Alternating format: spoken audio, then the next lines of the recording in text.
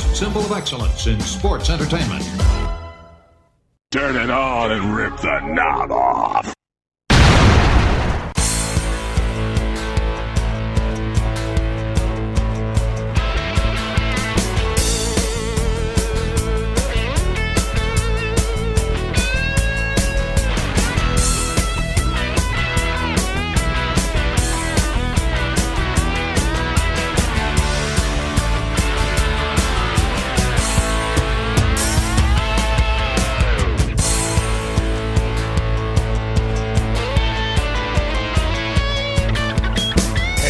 Guys, and welcome back to the Wrestling Memory Grenade, now at episode 117, as we finish out the month of February here in 1988 in the World Wrestling Federation. This week, going to take a look at a couple more weeks of TV, and here to bring you all of that is me, the host of the show, Ray Russell. As last week here on the Grenade, WWF President Jack Tunney announced that the WWF Championship is now vacant, taking the title from the $1 Million Man Ted DiBiase and putting it up in a 14-man single elimination tournament upcoming at WrestleMania IV, just a month away. And we're going to talk about WrestleMania IV a whole bunch more here this week, as you might imagine. But first, just a friendly reminder that you guys can listen to the Wrestling Memory Grenade and our sister shows, like the Regional Wrestling Podcast, where we talk the territories, right now covering 3 projects on regional wrestling. It's Memphis 85, the UWF in 86, and Georgia 1981. You'll also want to listen to the Wrestling Stoop with the legend himself, Bob Roop. Former Olympian, former pro wrestler Bob Roop goes back in time and talks about his 20 years in the wrestling business, both in the ring as well as working behind the scenes. You can also listen to the upcoming podcast, the Pro Wrestling Academy, with the professor of Pro Racer himself, Mr. Dan Giannetti, coming very soon. And hey guys, why don't you give it a try talking about that Memphis Continental Wrestling Cast? Hosted by Luke Jennings, it is the UK's #1 and only Memphis wrestling-related podcast. And you can listen to all of those shows and more, all part of the WrestleCopia Podcast Network, located over at WrestleCopia.com. That's WrestleCopia.com, and anywhere your podcast streaming needs are met, from Apple to Spotify, Google, and beyond. And from there, make sure you stop over to my social media, guys, for all the latest goings-on here at the WrestleCopia Podcast Network. Plus, I'm constantly adding old school video clips and pictures from throughout wrestling history. And you can follow me right now on social media by heading over to X, formerly Twitter. And you can find me there at Wrestling Grenade. That's at RASSLIN Grenade. Also, follow and like me, Facebook.com/Wrestling Grenade. And hey, while you're at it, why not stop over and subscribe to my YouTube channel, YouTube.com/Wrestling Grenade. And of course, now would be a fantabulous time to become a WrestleCopia patron. You can find me over there at patreon.com/WrestleCopia. That address again, patreon.com/WrestleCopia. And if you don't know by now, I'm talking about that $5 all-access tier. Gets you so many gifts, an insane amount of gifts, for just $5, including all of my insanely detailed book-like show notes, pages and pages of show notes for every episode of The Grenade, Regional Wrestling, and the Monday Warfare podcast. You'll also get early access to many of the podcasts here on WrestleCopia, where you can listen days and sometimes as much as a week earlier than the rest of the listeners. Plus, remastered versions of the earliest episodes of The Grenade Show covering the 1989 NWA project. Includes enhanced sound quality, plus new content and conversation never heard before. But that's still not all. You also get digital downloads for your viewing and reading pleasure, random bonus video drops, and of course, the Patreon exclusive Watch Along series, covering many past WWF and WCW events. And hey guys, videocasts are on the way. You guys can watch along with us on the WrestleCopia brand videocast as we go back in time and watch random wrestling events from both the United States, Japan, and beyond. Nothing's safe from being reviewed. In fact, spoiler alert guys, me and Gene Jackson are going to go back and cover Grunt, the wrestling movie, and you guys can watch along with us as we have some fun there. And you get all of that for the low, low price of just $5. No subscription, cancel anytime. Give it a try for a month. I think you'll like the content that I offer, and every penny of it goes right back here into keeping the WrestleCopia Podcast Network and all of the great shows here up and running for the months and the years to come. And all right, guys, time to jump back into things. Heading back to the month of February here in 1988. My God, can you believe we're already getting ready to close out the second month of 1988? Feels like time is flying by here in the new project as we continue on this week. And it all kicks off with the WWF Superstars of Wrestling for February 20th, 1988.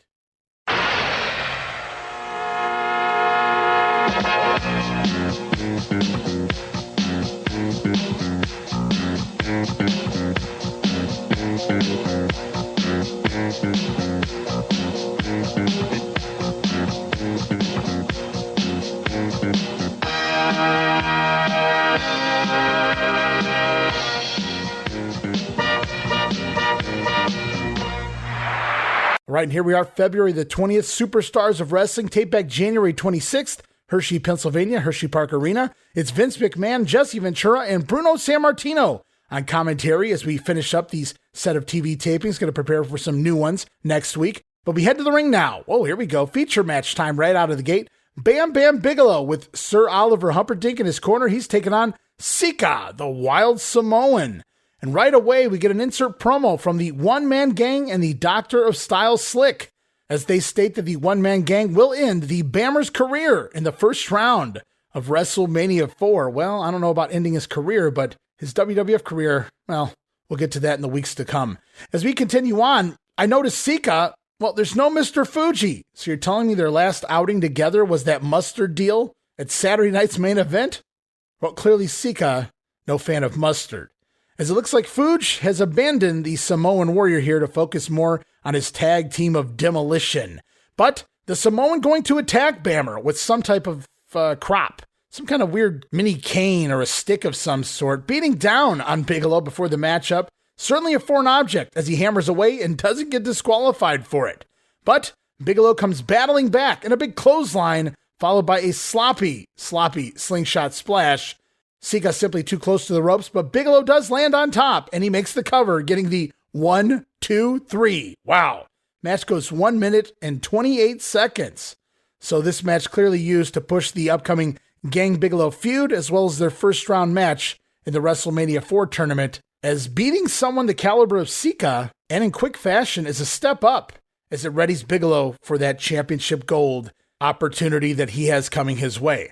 Still keeping Bam matches short, though. I noticed here, 1.5 minutes against Sika. This could have been a little bit more. We've seen it in the Boston Garden and places like that in the past. This is certainly the shortest of them all. Sika, no more manager, doing jobs in 90 seconds here on TV. Whatever push he did have has come to a complete close here in the new year. As we go off now to update, and Craig DeGeorge, as he goes back in time to recap last week's announcement, Jack Tunney vacating the WWF title. And thus, for the first time in World Wrestling Federation history, we do not have a heavyweight champion. The title, in effect, is in limbo. And Mr. Tunney has set up a tournament on Sunday, March the 27th at 4 p.m. Eastern in WrestleMania IV. 14 wrestlers will compete, and one, just one, will come out as heavyweight champion. President Tunney also stated that the last two champions, Hulk Hogan and Andre the Giant, justifiably have drawn first-round buys. And that sets up epic meeting number 3 in WrestleMania IV, Hulk Hogan versus Andre the Giant for the right to move to round 3. In the upper bracket, Jake the Snake Roberts against Ravishing Rick Rude, The Rock against Dino Bravo. Middle bracket, Ricky Steamboat against Greg Valentine. Savage and Reed will meet. Bam One Man Gang and Duggan against Dibiase. Among the possibilities here, we could have a WrestleMania III rematch in the middle bracket between Ricky the Dragon Steamboat and Randy Savage. Also, semifinal possibility, the Natural Butch Reed and the One Man Gang. And that certainly could divide their manager, the Slickster. What we have here is a first, an elimination tournament that is not only fair and just, but one that is excitement personified. A 4-round championship with endless possibilities, and in the end, one undisputed World Wrestling Federation champion. The happening at WrestleMania IV on Sunday, March the 27th at 4 p.m. Eastern from the Trump Plaza Casino and Hotel in Atlantic City. More on this and other WrestleMania news in the coming weeks. I'm Craig DeGeorge. Announcing the tournament at WrestleMania IV. And you guys are going to hear a whole lot more about that in the weeks to come, I can assure you, as we head back to the ring for the Islanders in tag team competition. Haku and Tama with Bobby Heenan in their corner, taking on the duo of Rick Hunter and Omar Atlas, a couple of grizzled vets there, as we get an insert promo straight away from Bobby Heenan, promising us a big surprise involving himself and the Islanders in the upcoming WrestleMania IV report. Just you wait, humanoids. Now at ringside during this match, the Brain still toting that invisible dog leash as Dave Hebner referees this match. Vince assures us it is indeed Dave, and we will only see one Hebner on TV moving forward. As the Islanders just dominate here in this matchup, Rick Hunter runs right into a Haku thrust kick, and down he goes. Then it's the backbreaker from Haku, leading to the top rope splash from Tama, going to give the Islanders the win. 4 minutes and 59 seconds, a little bit lengthy for a squash match, but they had to make up for that time lost in that Sika Bigelow match, which went fairly short. As we go off now to Mean Gene Okerlund standing by with one of the many men involved in the upcoming tournament, here is Jake the Snake Roberts. Oh, can you believe the buzz on WrestleMania IV? Sunday afternoon, March 27th, 4 p.m. Eastern start from Atlantic City, New Jersey in the Trump Plaza. Jake the Snake Roberts, I don't recall ever seeing anything quite so interesting. But then the pot at the end of the rainbow is loaded with gold. I'm talking about the World Wrestling Federation Heavyweight Championship. It could be yours. A lot of tough competition in this first round. Your opponent will be none other than Ravishing Rick Rude. The fact that I'm even in this tournament, that fact alone is enough to keep most men alive. I mean, right there's that one thing, man. You are in the chance of a lifetime to step into the shoes of the biggest man that's ever stood in the sport. Hulk Hogan, the World Wrestling Federation champion. You could be that. You have the opportunity to be that. You know something I've always said, the only difference between a winner and a loser is the attitude. The attitude of the man that steps into that ring. I mean, it's easy to sit back in the back and say, I can handle the situation, I'm going to go out and win this thing. But once you step into that ring, if somebody slaps you once or twice, or you get a good shot to the ribs, man, it takes the air out of you. Now your attitude's going to change. My attitude has always been the same ever since I stepped into the World Wrestling Federation. Rick Rude is a phenomenal athlete. That's my first round choice, and I'm glad to be in there. The man has a great body, but I'm telling you this. If I was a praying man, my prayers would have been answered. Well, if you get by Rick Rude in your bracket, one-man gang facing Bam Bigelow, you'd have to go against the winner of that one. The fact that I'm here is enough, man. I've got the attitude to win. And with the DDT, you tell me, how can I lose? Now, Jake Roberts, he has Rick Rude in the first round there, supposedly facing Ganger Bigelow in the next bracket. Now, if you go and look at the brackets stated in the update that we just talked about with Craig DeGeorge, you'll see that they still have Rude and Snake up there with Hogan and Andre. But here, in this promo, it sounds like everything's already getting flip-flopped. We'll have to wait and see when that actually is announced. The brackets changed without actually acknowledging it, because why would we do that, pal? As we head back to the ring for more action, Dino Bravo, Frenchie Martin in his corner, taking on David Studemeyer as Frenchie on the house mic before the matchup, speaking French. As then from there, we get an insert promo from Dino Bravo, who also speaks completely in French here. So I have no idea why they thought this was going to get somebody over, even for heel heat.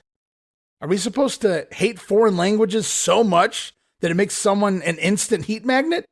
I'm afraid you're a little out of touch, pal. Nevertheless, the action begins. Dino Bravo going to dominate this one, landing a pile driver before ending it with his patented side suplex. Going to give Dino the win here, 1 minute and 48 seconds over Studemeyer. But the action continues on as the Junkyard Dog makes his way out to ringside to take on Ken Johnson.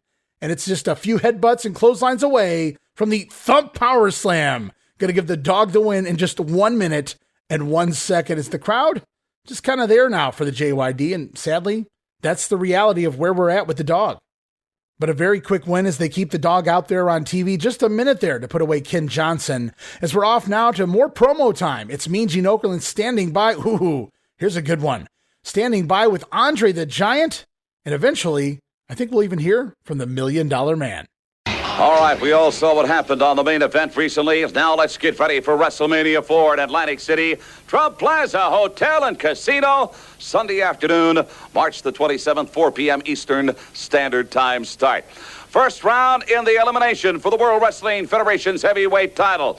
Obviously, Hulk Hogan and this man, Andre the Giant, have drawn buys of the first round. But, Andre, you're going to meet Hulk in round number 2. You got it all. Yeah, that's in round number 2. But, Jack Tunney, if you remember last year, I beat Hulk Hogan in 2 minutes. In November 26, Thanksgiving, I win the Survivor Series. And on prime time in Indianapolis, I win the championship match again. That's 3 times, Jack Tunney. And I give the belt to Ted Dibiase because that's what I want to do. I do anything I want with that belt. But, Jack Tunney, I think you're full of BS. You know, Andre the Giant... Jack Tunney, name, you better stay in Canada and stay in there for good. You got no business to do in USA. I always said, Andre, you had a million... No business. This guy is the champion. Why did you come with a tournament for? Ted DiBiase. I win the tournament. I'm not going to win it. I'm going to give that to the... It is incredible. Black.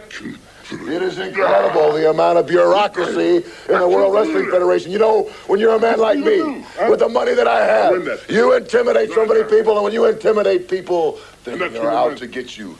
And the World Wrestling Federation is out to get me. That belt belongs right here. It's bought and paid for. I said it can be done.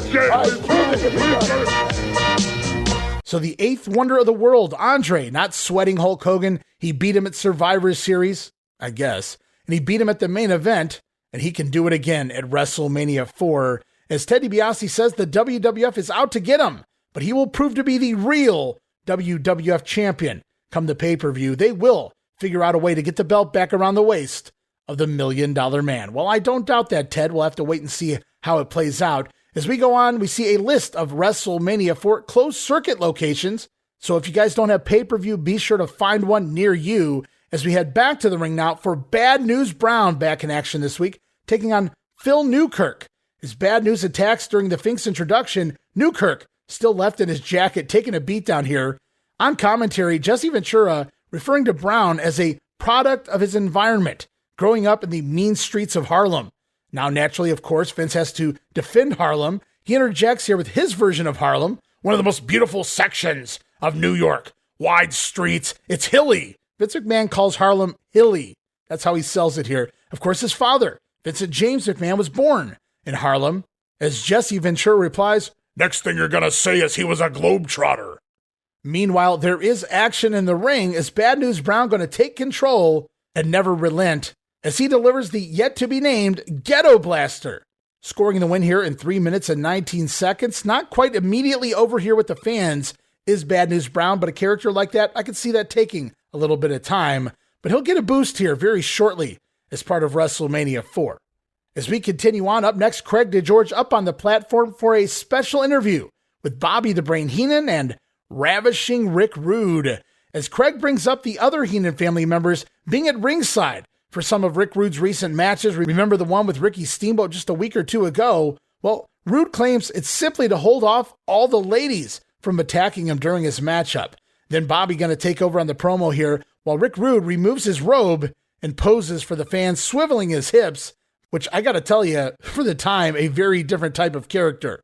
As Bobby Heenan proclaims Rick Rude the next WWF champion at WrestleMania 4. And speaking of WrestleMania 4, off we go to our very first ever WrestleMania 4 report.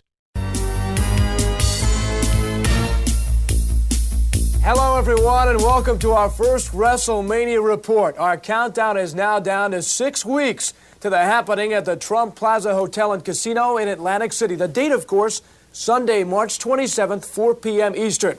Now, in addition to the championship elimination tournament detailed earlier, 2 other matches have just been officially signed. First, in a 6-man tag, donning the tights for the first time in over a year, manager Bobby Heenan. The Brain will team up with his Islanders in a match against the British Bulldogs and Koko B. Ware. The 6-man matchup will also feature a return to ringside for the British Bulldogs mascot, Matilda. Stolen 2 months ago from the squared circle by Heenan's Islanders, this no doubt will be an inspiration for Koko and the Bulldogs. And apparently all of your get well letters have lifted the spirits of their team and the big leader, and the target date has been set for WrestleMania IV, Matilda's return in grand fashion. Here's more in the matchup. You know, everybody's talking about the big six-man tag match. The British Bulldogs and Koko B. Ware. His mother's first name is Tupper. Matilda? Tupper. And Matilda's gonna be in the corner against myself. Matilda, that miserable flea-infested, worm-infested mutt.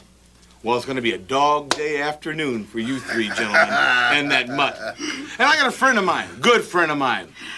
He's a taxidermist. You guys might all be on a plaque someplace. See, when that miserable mutt sees myself and the Islanders, she's not gonna be growling, she's not gonna be barking.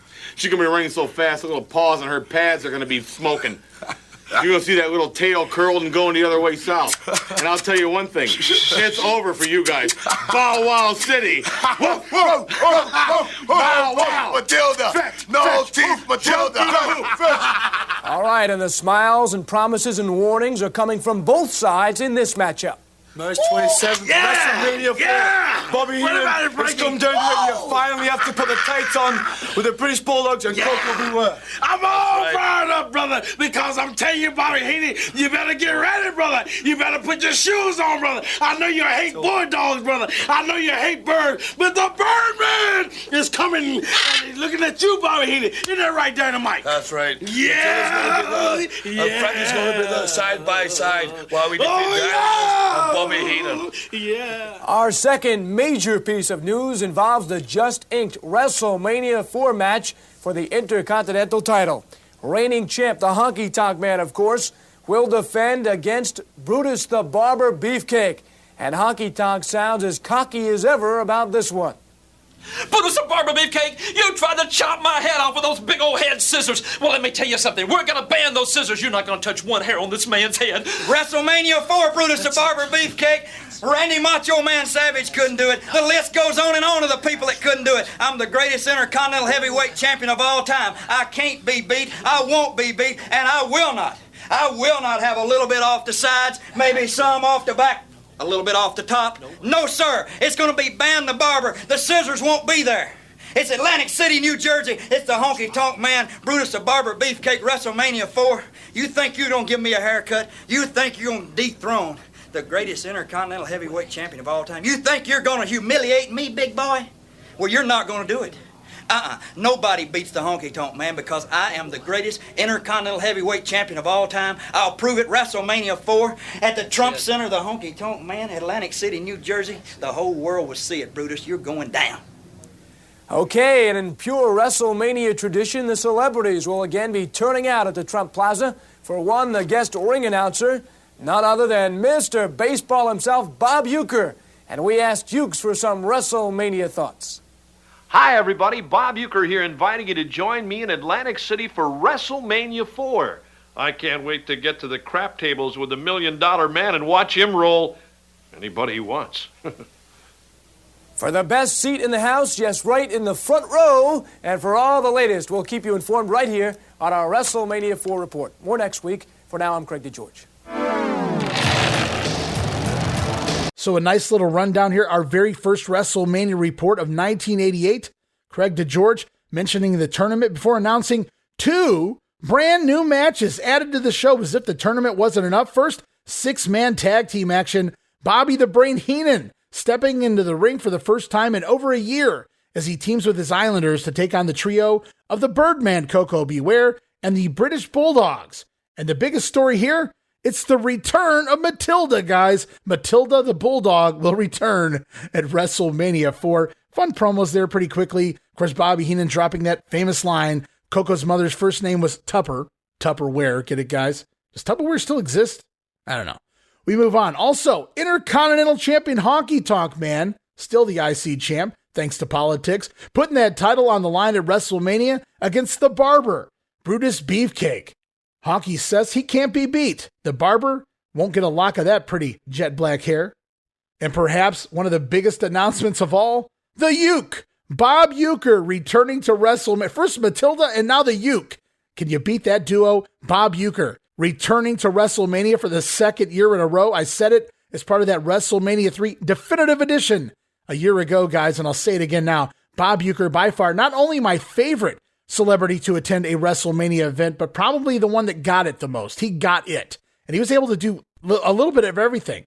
And what they gave him last year at WrestleMania 3, they'll expand on that here in WrestleMania 4. And I, for one, am looking forward to it. Who can forget that epic interview with Andre the Giant upcoming at WrestleMania? But Bob Uecker headed back to the WWF. And we're going to see promos from the Uecker over the next several weeks here on TV. So I am pumped for that one. As we head back to the ring, another feature matchup. Let's see if this one goes longer than 90 seconds, guys. It's the Ultimate Warrior taking on the King, Harley Race. So we saw Warrior and Hercules. They were supposed to wrestle just a couple weeks ago. Of course, we know what happened there with the snapping of the chain. But this week, it's another member of the Heenan family and the King, Harley Race. Wouldn't you know it, Bobby Heenan is indeed at ringside for this matchup.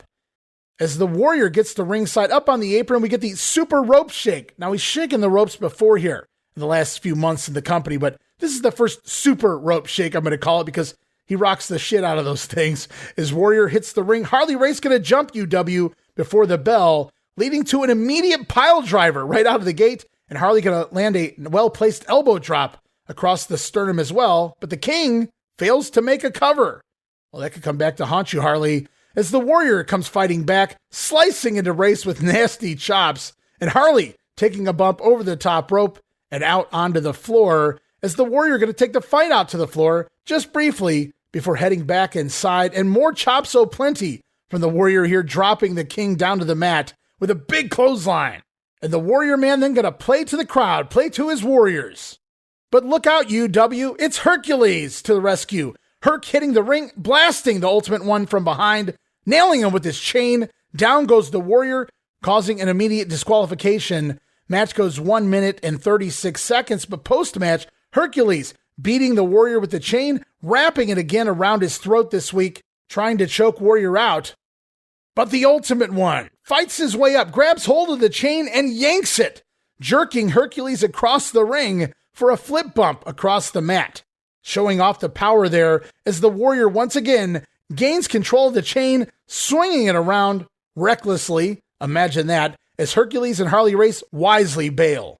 So Hercules' attempt to take out the Warrior a couple weeks ago didn't work out exactly as he had planned. This week, it was a 2-on-1, but once again, UW taking out two Heenan family members this time, the King, Harley Race, and Hercules, heading for higher ground as the Warrior gets hold of that deadly steel chain.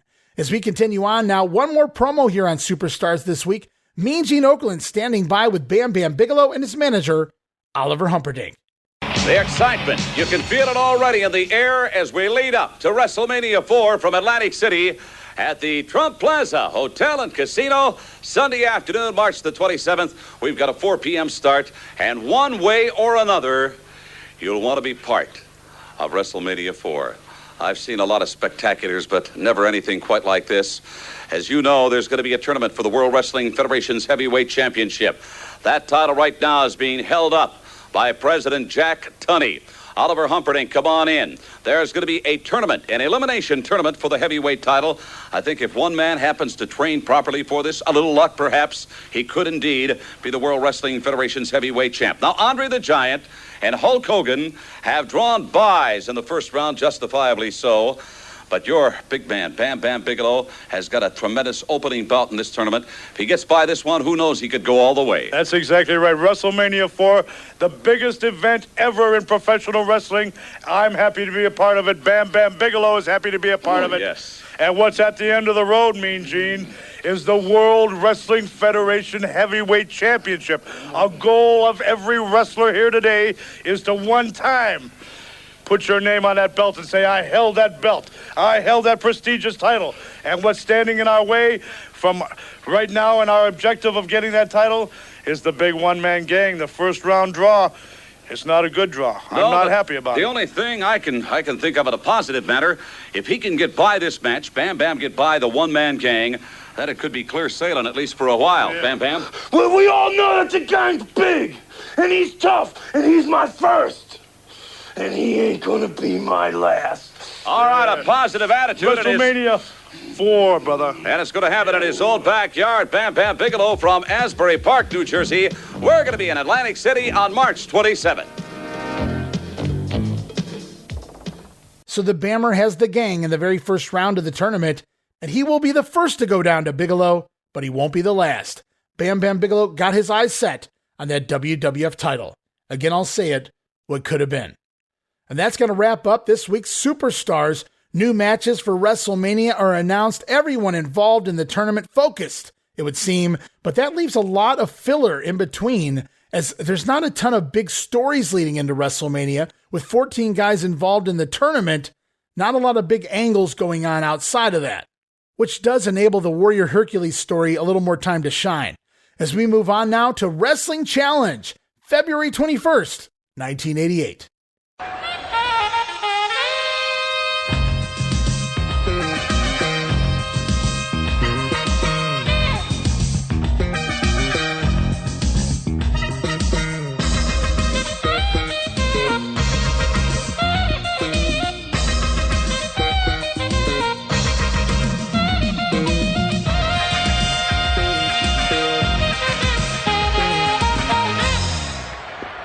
And away we go, Wrestling Challenge, February 21st, tape back January 27th, Salisbury, Maryland at the Wacomico Youth and Civic Center. And another unique Mean Gene intro here this week with Gorilla Monsoon gone. Remember, he wasn't there in Maryland. Gorilla out with that mild heart attack. So Gene cutting an intro here from the stage once again this week. And while Gorilla was out with a heart attack while this was going down, we do get Monsoon here in the post-production commentary for the show. And again, no green screen here yet in the WWF, which means they can't work Monsoon into the quote-unquote live arena. But rest assured, Gorilla Monsoon here for the commentary, alongside Bobby the Brain Heenan. As we head off to the ring, February sweeps, guys, another feature matchup this week. Axe and Smash of Demolition, Mr. Fuji in their corner, taking on Jumping Jim Brunzell and B. Brian Blair, the Killer Bees. And right away, we get an insert promo here from the Demos, warning the Bees that they have destroyed everyone else in their way, and that will continue here today on Wrestling Challenge. And then, of course, Axe and Smash warning the current tag team champion Strikeforce. They're coming for their titles. Sounds like the champs have been put on notice here as the action gets going. Axe and Brian Blair are going to start things off. Axe with the double axe blows. Imagine that, pounding Blair down to the mat. But then the two trading on the offense. The Bees making some quick tags, and they stay fresh while working over the arm of Demolition Axe. Then finally, it's Smash in as he backs Jim Brunzell into the corner, but he's forced to take a break, giving Jim just enough time to climb up to the middle rope and hop off with a big standing elbow, taking Smash down, as the Bees going to stay on Smash briefly before Blair locking in a sleeper hold. But after he releases, Blair looking to run the ropes, but runs right into a knee from Axe on the outside on the apron, and down goes Brian Blair as the Demolition will indeed take over on offense. Eventually, though, it's Brian Blair fighting back, busting out a flying forearm out of nowhere on Smash, both men down on the mat, but it's hot tag time. As Jump and Jim Brunzell tags in, Brunzy comes in a house of fire, taking it to both Demos before it's the Jim Brunzell dropkick on Demolition Smash, but it leads to a four-way melee as the referee going to back Brian Blair to his corner, Brunzell with a reverse rolling cradle on Demolition Smash, but Mr. Fuji handing his cane off to Axe, who blasts Brunzell right in the throat. And down goes Jumping Jim as Smash rolls over to make the cover, and Demolition will steal the win, 4 minutes and 30 seconds. So Demolition, they get a pinfall victory on TV over another competent team. Did they cheat? Sure, but they got a pinfall on TV, which was rare for this type of a match. Clearly the Demos being groomed to be the team to beat in the WWF. Strikeforce beware. As we head off now to a special report, Craig DeGeorge, again, the recap of Jack Tunney vacating the title, WrestleMania IV, the tournament. So it's time to head back to the ring for more JYD action this weekend. It's Junkyard Dog taking on Steve Lombardi, as Lombardi gets cued here to start things off, and Gorilla Monsoon gives us the old obligatory Terry Garvin School of Self-Defense joke here for Lombardi as we get going. The Junkyard Dog not having any of it, taking Lombardi down, landing some headbutts. Now Steve, he comes fighting back, lays in a few shots, but it's the Dog in control, and the Thump Power Slam going to end this one 2 minutes and 12 seconds. And then it's more action from there. Dino Bravo on his way out with Frenchie Martin taking on Phil Newkirk as we get the usual French on the mic here from Frenchie. No response from the fans. We also get an insert promo here from the Rock, Don Morocco, who was gunning for Dino Bravo in the first round of WrestleMania. Meanwhile, in the ring, Bravo going to land another pile driver, followed by his patented side suplex, going to get him the win 1 minute and 23 seconds as the music begins to play before Bravo even gets the 3. Clearly, it was all over there. Dino Bravo picking up another one for Canada's strongest athlete. As we head off now to Mean Gene Okerlund standing by with another promo from Jake the Snake Roberts. Oh, can you believe the buzz on WrestleMania IV? Sunday afternoon, March 27th, 4 p.m. Eastern start from Atlantic City, New Jersey in the Trump Plaza.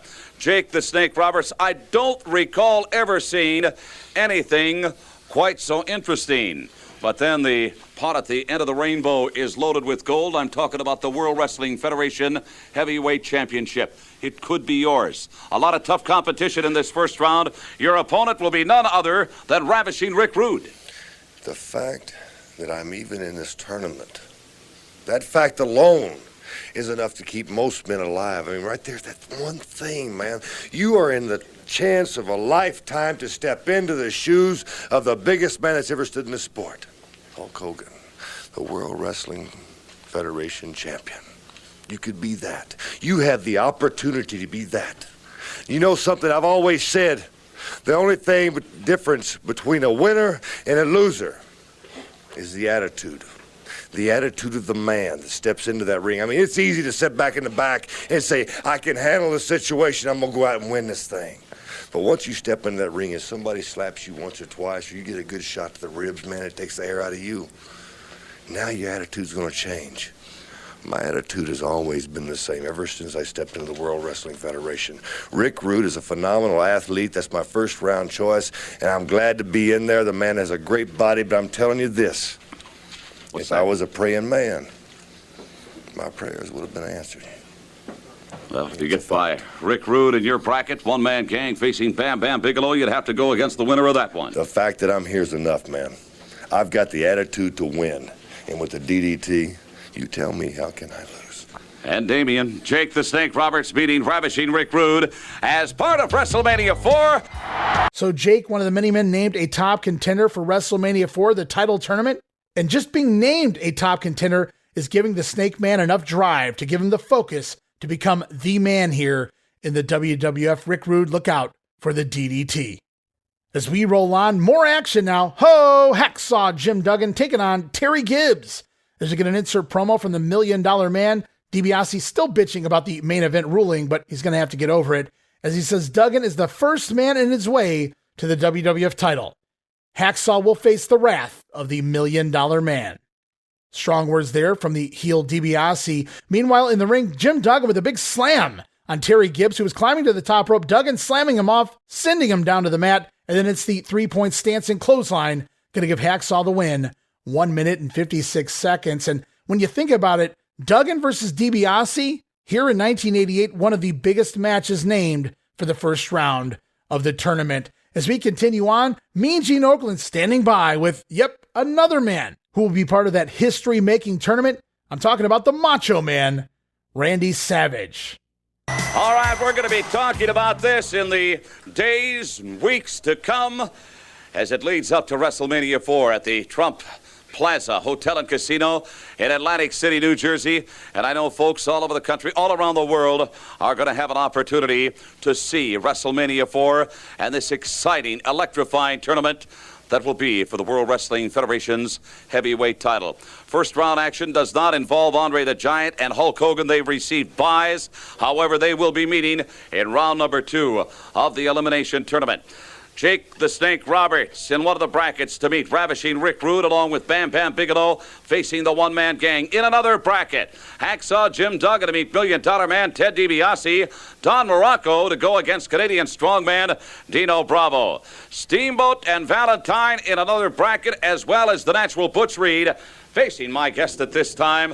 What a run he made for the Intercontinental Championship of the World, Macho Man Randy Savage. The greatest athletes of the world all together, till we weed out. Yeah, the men from the boys and the flower from the seeds. That's not the way it's been said before. That's the way I'm saying it now, yeah. You don't need to, overlook a situation like possibly maybe all these guys looking for the world title. You can put them under a microscope, just like a diamond, and there's a flaw somewhere, and you go after their weaknesses, yeah. But you don't need a microscope to take a look at you, Ted DiBiase. Yeah, you got some flaws that I can see even with my shades on. I wear them at nighttime. It doesn't matter. Butch Natural Reed, yeah. The superhuman being, the guy with the big guns, yeah. You don't have the only key to the gym. I'll see you at WrestleMania 4. We got a date, yeah. First round action. Well, Savage has the natural Butch Reed in the first round, but he points out, Butch Reed, you have a great-looking body, but you're not the only man with a key to the gym. The Macho Man, more than ready for his upcoming opponent in the first round, the natural Butch Reed. As we talk about Slick's men, off we go back to ringside for the one-man gang. Slick in his corner, taking on Wellington Wilkins. Okay, so he's back to Wellington Wilkins now. Duly noted, as we get an insert promo here from the Slickster, who talks about the gang being better than Bam Bigelow. Well, he'll have his chance to prove it here in just about a month's time. But here today, it's the gang taking on Wilkins, and the nearly 500-pound beast attacks Wilkins. Total beatdown from there, before it's the Gourd Buster, the Master Blaster, if you will, going to give the gang the win, 1 minute and 54 seconds. As we roll on, we get a replay of the recent Warrior Hercules, the snapping of the chain, as they continue to build that feud. And then we're off to the platform. Craig DeGeorge standing by with a special interview. Boy, I'll say, with the Ultimate Warrior. And what I truly believe to be his very first special interview up here on the platform, as the Warrior going to stalk around back and forth, posing for the fans, bopping his head all around, raising his fists in the air, beating on his chest. The mannerisms are getting there, guys. The Warrior is becoming a complete package, as he has words here for the mighty Herc, who he says will pay for his recent attacks. And not a lot here verbiage-wise. This promo could have lasted a minute. Just a way to get the Warrior character out here on TV, as he was showcased. It did showcase his character in his very first promo in front of the fans. From there, we're off to the WrestleMania IV report. It's the same one we saw from Superstars, so we head back to the ring for the Outlaw Ron Bass, taking on Van Horn. And after avoiding Miss Betsy early on and taking some early shots, Van Horn lands a few shots of his own on the Outlaw, but Bass comes right back and commences to mauling poor Van. As we see the big clothesline, a nasty back suplex, Ron Bass busting out an atomic drop before it's the Texas Gourd Buster, if you will, the pedigree without the double underhook attached. Ron Bass going to score the win there, 2 minutes and 45 seconds. And hey, for some post-match fun, the Outlaw going to pull out Miss Betsy and choke out Van Horn to boot. As we come to the conclusion of Wrestling Challenge here this week, we've got one more promo lined up with Mean Gene Okerlund standing by with the natural Butch Reed and his manager, Slick. All right, the main event, yes, it is history. And another date that certainly is going to go down in the history books will be March the 27th, 1988. From Atlantic City, New Jersey, Trump Plaza Hotel and Casino, I could only be talking about WrestleMania IV. By the way, for those of you who have not heard, Honky Tonk Man, Intercontinental Champion, our flamboyant Intercontinental Champ, to defend against Brutus the Barber Beefcake. Big six-man tag. It's going to be the Islanders and their manager, partner, Bobby the Brain Heenan, facing the British Bulldogs and Koko B. Ware, by the way, great news, Matilda will be back in the corner of the Bulldogs and Koko in WrestleMania IV. Come on in, Doctor of Style Slick. You have not one, but two men in this elimination for the World Wrestling Federation heavyweight title. I'm talking about the one-man gang and the natural Butch Reed. That's right, and I want to address the fact that the natural is going up against the Macho Man Randy Savage. And I want to point out just one or two things. And that is, number one, Macho Man, you don't have a prayer against this magnificent specimen right here. And I'm going to tell you why, brother, that you don't have a prayer. Because he's got you beat in every way. He has a better body than you do. He's stronger than you do. And he has a better manager than you do. Because that woman that you got at the ring is so stupid, she once got hit by a parked car. Not a prayer, Butch Reed? Let me tell you something. I'm not taking nothing against, from the Macho Man. He's good. He's tough. He's an ex-former Intercontinental Champion. But let me tell you something. Him dealing with me is like a man pulling up 44 Magnum on an unarmed man. Let me tell you something, Macho Man. You belong to me in WrestleMania 4. See it like it is. See it how it comes. Be ladies and gentlemen, of WrestleMania 4. So Slickster doing what he does best, putting over his men, putting over the Natural, taking on the Macho Man and that stupid Elizabeth, as they discuss Reed having the better body, which apparently means he's going to win the match. And that's going to conclude Wrestling Challenge this week, pretty quick in and out, as we move on now to a Monday edition of Primetime Wrestling, heading back to February 22nd, 1988.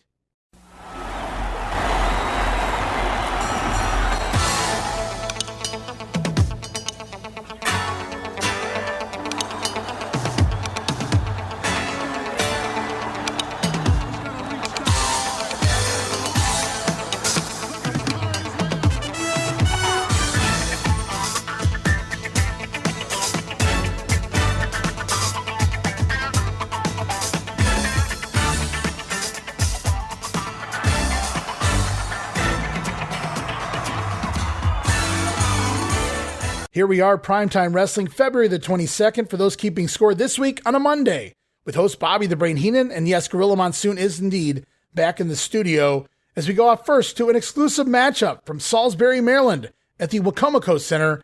We're going to see Bad News Brown score a win over Outback Jack. Match goes about 4 minutes and 27 seconds. Brown going to score that win with the yet-to-be-named Ghetto Blaster. And then post-match, we go off right now to a special exclusive interview, primetime exclusive, with Craig DeGeorge standing by up on the platform with Bad News Brown. Ladies and gentlemen, I would like to introduce you to this relative newcomer to the World Wrestling Federation. A newcomer who is already making headlines. Bad News Brown from Harlem, New York at 270 pounds.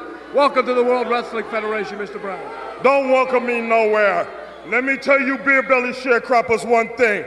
I come to the WWF for one thing and one thing only, and that is to take care of business. From the lowest rank to the top, Bad News Brown is gonna take care of business. I intend to slaughter, annihilate, mutilate, and downright assassinate any poor turkey who signs to get into the square circle with me, because I take no prisoners and I give no mercy on nobody. I am from the streets of Harlem, and all I know is rats and roaches, and I'm a survivor of that, and I'm a survivor of the ring worlds. So you better tell your grandmother, your three-legged dog, and that ugly goldfish of yours that you saw history in the making. That's right, because you was there the night that Bad News Brown stepped into the ring and put the Ghetto Blaster upside that marshmallow head of that idiot who they had me in there with. Let me tell you one thing. If you got a weak stomach and you can't stand the sight of violence, blood, and guts, I suggest that you get some dark glasses and put some tape on it, and then you don't have to see.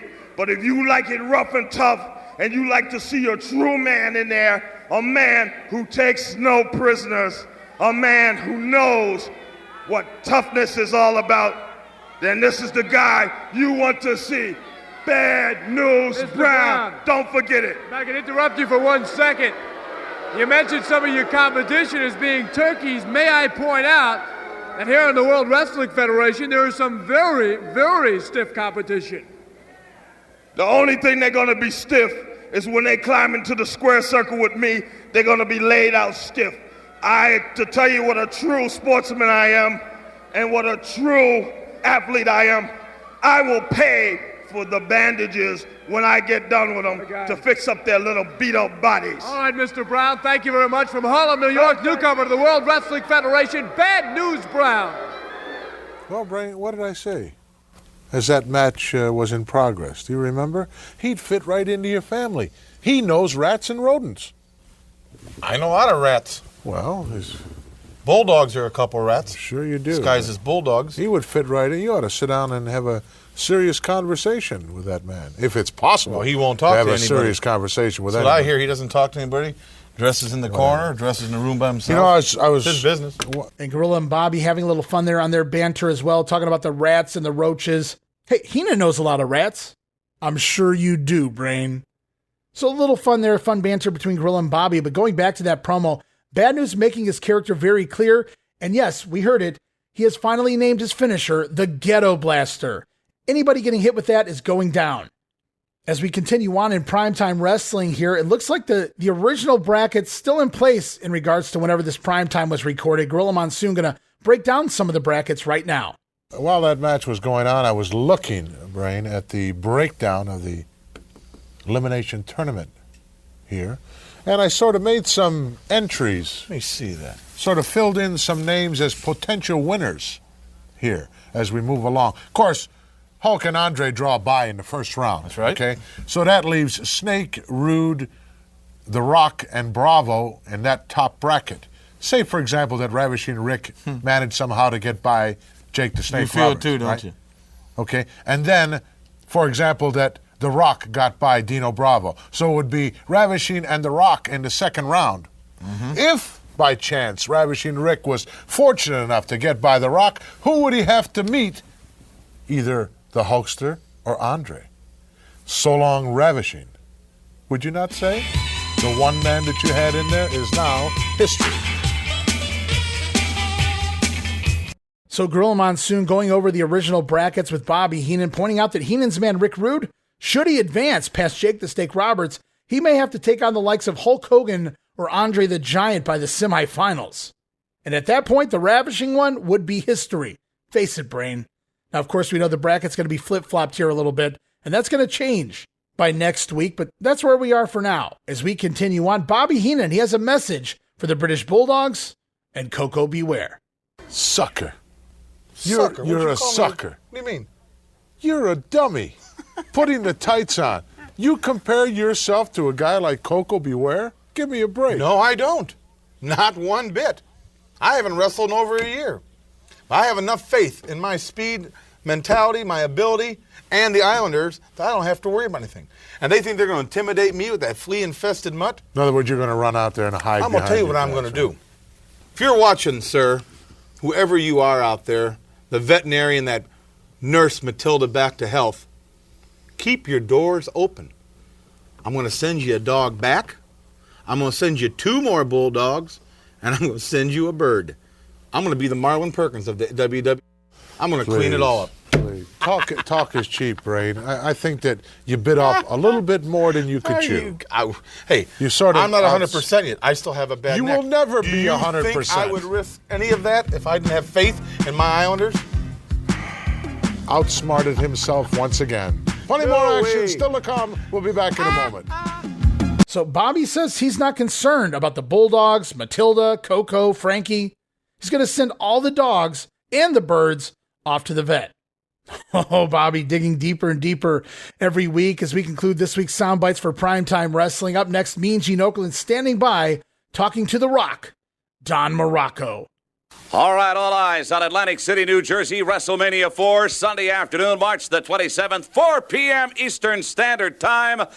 And what a phenomenal afternoon and evening of World Wrestling Federation action indeed. Honky Tonk Man Intercontinental Champ, we now know, will be defending against Brutus, the Barber Beefcake. Outstanding matchup.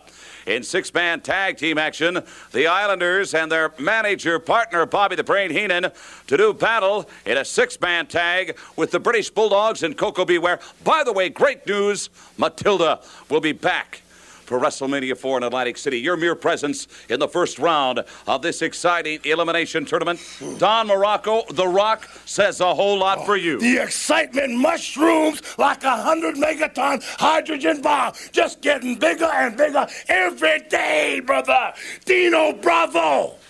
Dino Bravo, WrestleMania 4, brother. The man who lifts condominiums off his chest. The man who carries battleships on his back. I know you don't have to tell everybody. You don't have to say it was a mistake. You don't have to say anybody helped you. I have spotted you. I have been with you, brother. You don't have to impress me. I have been impressed. Now you're on the dark side. Now you want to be the WWF heavyweight champion. Well, so do I. I have for a long time, and I've worked hard, and I'm working harder and harder. You're not going to work any harder than me. You're not going to get any better than me. You're not going to be any more intense than me, Dino Bravo. You know, I'm not encouraging you, Don Morocco, in the least, to look past your match with Bravo, but in your bracket, Ted DiBiase and Hacksaw Jim Duggan. Oh, you go on up and down the list. Hulk Hogan, Andre the Giant. I've been there with them before, too. Each one of them. None of them. Macho Man, Butch Reed, DiBiase. That list, ladies and gentlemen, goes on and on. It is going to be part of WrestleMania 4 from Atlantic City, March 27th. My God, you have to go back and watch this promo, not for the interview itself, obviously, you heard it here, but to look at the vascularity on Don Morocco. This may be peak hoses, man. It is absolutely ridiculous. I actually posted several pictures from this promo on my social media, both on Twitter as well as Facebook, because I just couldn't believe it. I mean, he is definitely peak hoses, dude. The roids are running wild, brother. Now, there's also a couple more exclusive matches here this week on Primetime Wrestling. First tape back January 26th in Hershey, Pennsylvania. The Killer Bees scoring a win over Steve Lombardi and Barry Horowitz. Match goes 5 minutes, 45 seconds. It's going to be Brunzell landing an atomic drop on Horowitz as he stumbles into a clothesline off the middle rope from B. Brian Blair. Also, another primetime exclusive from January 26th, Hershey, Pennsylvania. The Bolsheviks picking up a win over Brady Boone and Special Delivery Jones. Match goes an unnecessary 6 minutes and 19 seconds before Zukov scoring the win there on Brady Boone following a knee drop. As we move on now to the following week of Superstars of Wrestling, new set of tapings here for February 27th. These were actually taped back February 16th in Wichita, Kansas at the Kansas Coliseum. Going to see Vince McMahon, Jesse Ventura, and Bruno Sammartino on commentary. And that's kind of important as we move forward here in this set of tapings. Bruno on this set.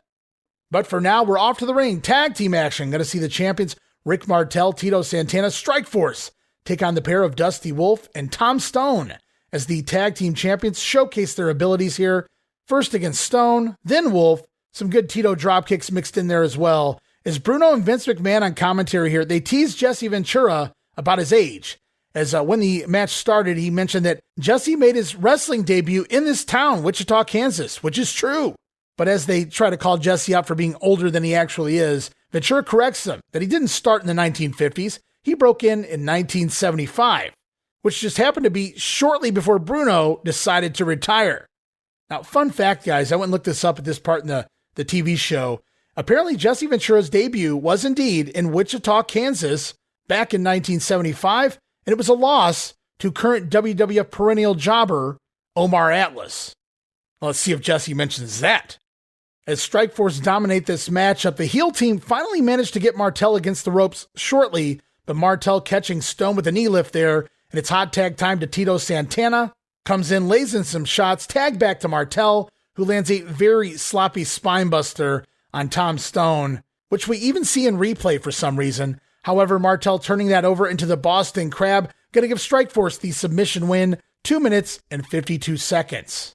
As we are off now to update and Craig DeGeorge this week talking about WrestleMania 4, but more specifically, the Macho Man, Randy Savage. WrestleMania 4. Yeah, Elizabeth bar to the door, it's WrestleMania 4. Natural Butch Reed, you're one of the baddest dudes in WWF history. Past, present, and future. And what's slick on the outside, you're like the unclimbable mountain. But I will climb that mountain, and it will go on and on and on, all the way to the top. Oh yeah, World Wrestling Federation Heavyweight Championship belt, yeah! Well, all I can say is that in the tournament, I hope to stand by my man just as I always have. All right, so the attention for the Macho Man switches gears to WrestleMania 4, and in particular, his first-round match against the Natural Butch Reed. Now, of course, the Natural has the Slickster in his corner, but for Randy Savage, it's the lovely Elizabeth. And she just might be the inspiration that takes the Macho Man on to victory. With Update, I'm Craig DeGeorge. So the focus this week on one of the many stars in the upcoming WWF Title tournament. The focus this week on the Macho Man, who recently finished his feud with the Honky Tonk Man, as we hear from the man himself, of course, Macho there. And then, not to be outdone by the lovely Miss Elizabeth, who will stand by her man. So nice little focus piece here, I thought, on one of the many big names entered in the title tournament. As we head back to the ring for Greg the Hammer Valentine, Jimmy Hart in his corner taking on a beefy Lance Allen here. And we get an insert promo right away from Jimmy Hart putting over the Hammer, who he feels is going to win the tournament at WrestleMania 4, getting a little redundant, and we're still a month away, guys. But we head to the action here. The Hammer lets his guard down early on and eats an Allen dropkick. Not the best of dropkicks, but he connects nonetheless. Allen going to telegraph a backdrop, however, and Valentine lowering the Hammer. An elbow drop to the back of Allen's head here before Greg Valentine taking over with the lazy man suplex. Kind of picks the guy up for a suplex and just lets him fall. Doesn't fall with him. Also going to land a pair of patented Greg Valentine elbow drops before it's the figure 4 leg lock, scoring the quick submission win, 1 minute and 41 seconds. Solid win here, heading into his matchup with Ricky Steamboat at WrestleMania. And I question how Hammer got a spot in this tournament all these years.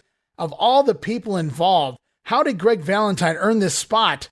But as I look at it, I think it was more about getting the managers a guy in the tournament. Hey, Jimmy Hart needs a guy.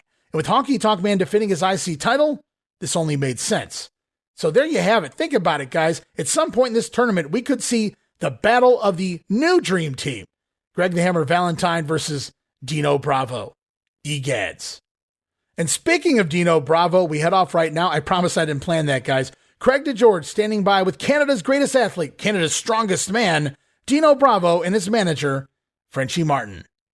All right, WrestleMania 4 is still a month away, but the excitement is already here. You know about some of the matches. First of all, the Intercontinental Championship will be on the line at the Trump Plaza Hotel and Casino on March the 27th. Honky Tonk defending against the Barber Brutus Beefcake. As we told you last week on the WrestleMania report, Bobby the Brain Heenan will don the tights for the first time in over a year, matching up with his Islanders against the British Bulldogs and Koko B. Ware. And, of course, the big elimination tournament in the first round. I want to talk about this matchup, The Rock Don Morocco special dreams against Dino Bravo. Dreams and aspirations of a lifetime, Dino Bravo. I know you can lift a battleship off your chest. I know you're as strong as men come. But I saw you and you didn't do it. This is the time to lay all that behind you. They are the 14 baddest men in the whole world, Dino Bravo, lining up to be king. Number one, the very top, to rule and dominate the WWF like it never been done before. WrestleMania 4, March 27th, 1988, extravaganza like never before. All right, for the right to move on the tournament, The Rock, Don Morocco, to meet Dino Bravo, Canada's strongest man, and I asked him about this matchup earlier on.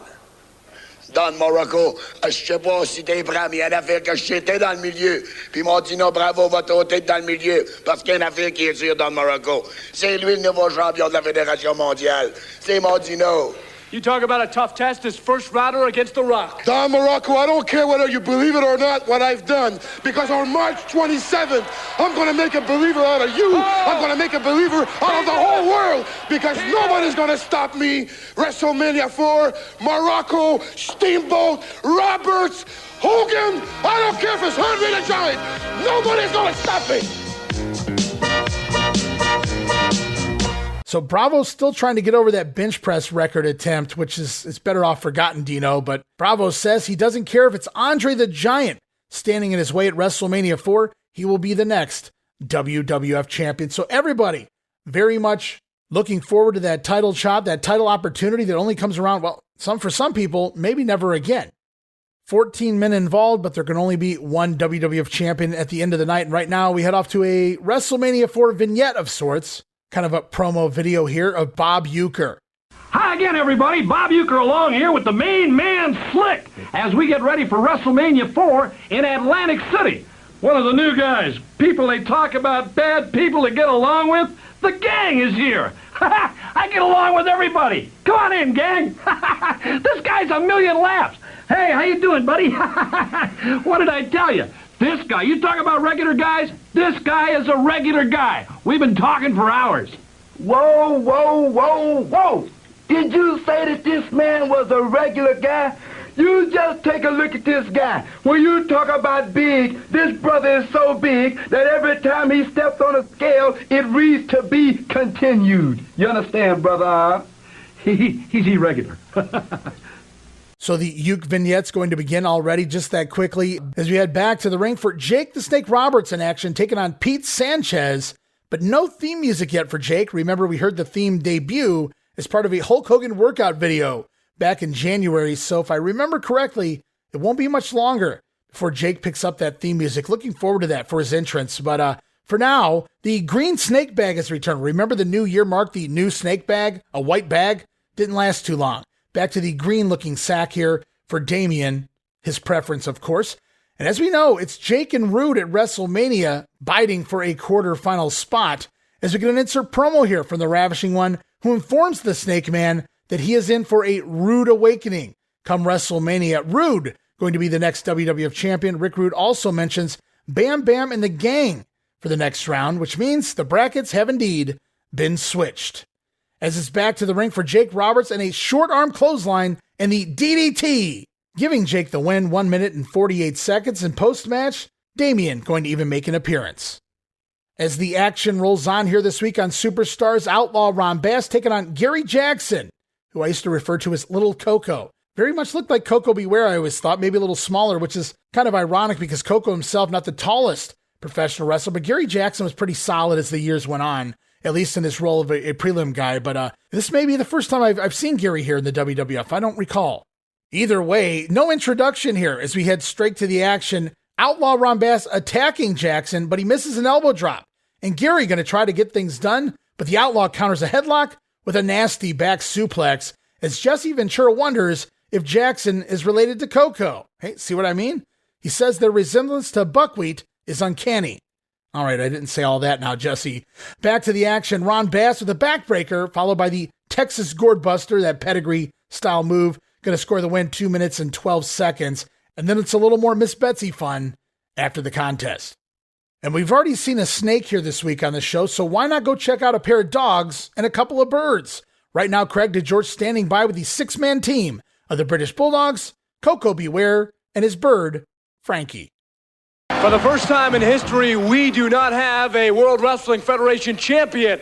However, that will be decided, taken care of course, on Sunday afternoon, March the 27th, from the Trump Plaza Hotel and Casino in Atlantic City. Of course, I'm referring to WrestleMania IV, the big championship elimination tournament. Also, several celebrities on hand, including the guest ring announcer, Mr. Baseball Bob Uecker. Several other matches to speak of as well, including this one we're going to talk about with the British Bulldogs and Koko B. Ware. Six-man tag against the Islanders, and Bobby the Brain Heenan donning the tights for the first time in over a year. Now, before we talk about the matchup, let's look at this footage, which really explains what this one is all about. All right, Koko B. Ware, the Bulldogs, your thoughts on that and this matchup? Well, you know, our thoughts on that was the British Bulldogs were disgusted and we were mad that night, but thanks to all the people at the sending the cards and letters for Matilda, it made her come back, and now she's ready for WrestleMania IV. I know you got a lot of letters, and speaking of Matilda, what are her plans in WrestleMania IV? You know something, Craig? Matilda's had a lot of special training just for WrestleMania IV. Bobby, the Weasel Heenan, and the Islanders, you better get ready. Someone told me you were actually dangling a little doll, a Bobby Heenan lookalike, if you will, in front of Matilda, and she's actually chopping at it. Is there any truth to that? It's quite possible, yes. All right, Koko B. Ware, this big six-man, your thoughts, please. I'm going to tell you one thing, Weasel. You in serious, serious trouble, brother. Oh, I feel good. They're showing some highlights here of the recent dog napping of Matilda. The baby faces making comments here about what they plan to do to the Islanders at Bobby Heenan at WrestleMania. And again, reassuring us Matilda going to make her return as well. So thank you to all those fans who sent in all those postcards. Expect an official WWF catalog in your mailbox very soon. As we continue on here, fans begin to answer who they think will win the upcoming tournament at WrestleMania IV. We hear one man say the Macho Man, a young Hulkamaniac picking the Hulkster, of course, and then a couple of ladies choosing Ravishing Rick Rude, who will win simply because he has the greatest body. Very well. As we go back to the ring for an angry $1 million man, Ted DiBiase, with bodyguard Virgil. DiBiase taking on Johnny Stewart. How about that? Johnny Stewart, the illustrious John Stewart of AWA fame, if you would call it that. Stewart had a run there late in the AWA world. Somewhat of a Chris Candido look-alike in many ways. I actually sent him footage of his wrestling matches from the AWA back in the late 90s. I always liked him. As we get an insert promo right out of the gate from Hacksaw Jim Duggan here, warning Ted DiBiase not to look past him in the first round. Tough guy. As we head off to the action, the story here is Dibiase still pissed off over being stripped of the WWF title, so he just beats the piss out of Johnny Stewart here, stomping him down, pitching him outside, Stewart taking a nasty backflip bump over the top rope and out to the floor, then Teddy dragging him back in where he delivers his patented power slam. Going to give Dibiase the win, 2 minutes and 2 seconds. And Teddy, he always had a great power slam, one of his best maneuvers. I'm glad he moved on from that falling back elbow off the middle rope finish he was doing the past couple of months. But by WrestleMania 4, he will finally have a brand new full-time finisher. And I'm sure you guys know what that will be. As we move on now to a special interview, Craig DeGeorge up on the platform with the former WWF champion, Hulk Hogan. All right, Hulkster, we all know about your participation, of course, in WrestleMania 4, justifiably drawing that first round dive. But, and this is a major but, in the second round, your first matchup, you have not had the luck of the draw. You have drawn Andre the Giant as your first matchup, and you have to beat the Giant in his third matchup to move on in this tournament. Well, let me tell you something, big dude. If I would have planned this whole thing out myself, it couldn't have turned out better, man. You know, the third time's a charm, man. The first time out, Andre the Giant, when I busted him up and left him laying, there was so much controversy. The whole world's been talking about it for 1 year. The second time out now, he robbed me of the World Wrestling Federation heavyweight title.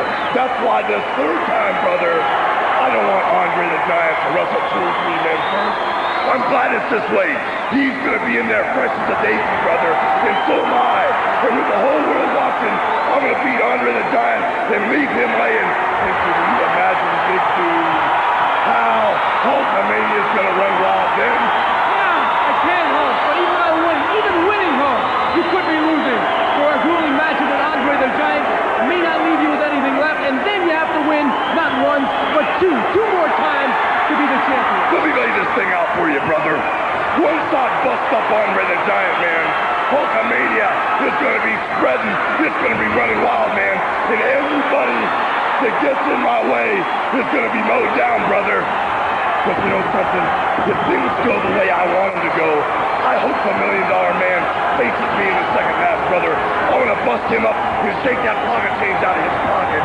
And then after that, the next guy that gets in my way is going to fall victim to Hulkamania, and I'll have my World Wrestling Federation heavyweight title. All right, Hulk Hogan in WrestleMania 4 for his first match against Andre the Giant, and it's coming up on March the 27th in the Trump Plaza Hotel in Disneyland. So Vince McMahon here, he actually threw it to the WWF champion, but Jesse Ventura corrects him.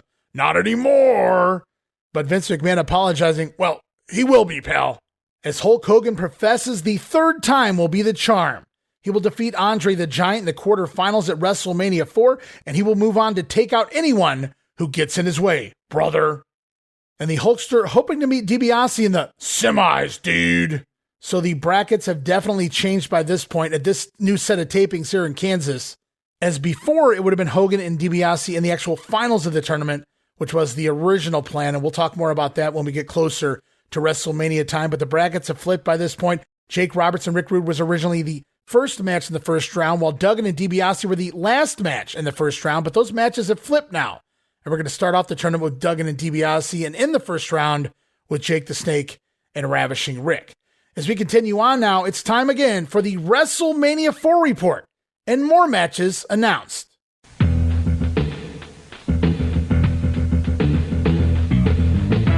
Welcome to our WrestleMania 4 report. This week, 2 new matches, a most glorious timekeeper announced, and a word for the man who is playing host to WrestleMania 4. First, though, let's recap this terrific event, what we know so far. Sunday afternoon, March the 27th. Of course, the Elimination Tournament will take place to fill the now vacant World Wrestling Federation Championship. The top 14 contenders competing, 6 first-round matches, and of course, Hulk and Andre in round 2. Also, Honky Tonk Man defending his Intercontinental Championship against Brutus the Barber Beefcake. And as mentioned earlier, the 6-man tag between Koko B, Ware and the British Bulldogs, and of course the Islanders and Bobby the Brain Heenan. Now, talk about excitement. The WrestleMania Report had a chance to talk with Donald Trump, and Mr. Trump is obviously looking forward to the big event at the Trump Plaza. On March 27th, we're having one of the most exceptional and exciting events that we've ever had at Trump Plaza in Atlantic City. WrestleMania IV. Everybody wanted it. Everybody fought for it. Hotels all over the world were trying to get WrestleMania IV, and Trump Plaza got it. And it's a great honor for me to be hosting it. And I will tell you, I have probably never had an event where more people are asking for more tickets than what they're doing with WrestleMania IV. We're honored to be chosen. We're honored to have it, and we look forward to having a great time. Everybody hopefully will be coming down to Atlantic City and Trump Plaza on March 27th to witness really an exciting and a fun event. All right, thank you, Mr. Trump. Now, big news this week is WrestleMania IV. The card has expanded 2 matches. First, Hercules has signed to face the Ultimate Warrior. The road to this matchup goes back to a scheduled one-on-one meeting that actually never took place. Ultimate Warrior back on his feet. Yeet! Oh, my goodness! Can you believe that? Hercules charging the Warrior. Hercules charging the Warrior. Ramming a moment ago the chain around the throat. Now he has the ram again.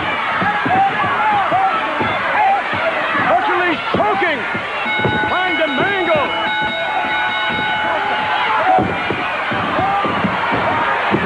Continuing to pour it on, the Ultimate Warrior. Warrior's on his feet in the ring. Yes, he is. There goes the Warrior. The Warrior going after Hercules Hernandez. He has it. Warrior and Hercules going back to the dressing room area. So, 2 of the most physically imposing athletes here in the World Wrestling Federation will square off. And the WrestleMania Report asked both for their thoughts on this major muscle matchup. Hercules, you stepped halfway through the door. Come on in. We're nightmares on the best part of my day. In WrestleMania, it's happening in a squared circle. But it has nothing to do with professional wrestling. It has to do with who's the best, who's the meanest, who deserves to stand on that mountain. Hercules! Ultimate Warrior, you felt the deadly bite of the steel chains. Don't deceive yourself. It was I who broke those chains. Now you must face the full wrath and the full power of the mighty Hercules. You will be destroyed. Okay, also on the 27th of March, the World Wrestling Federation Tag Team title will be on the line. The champ, Strike Force, will defend against a team that has demanded and now justifiably received a title shot.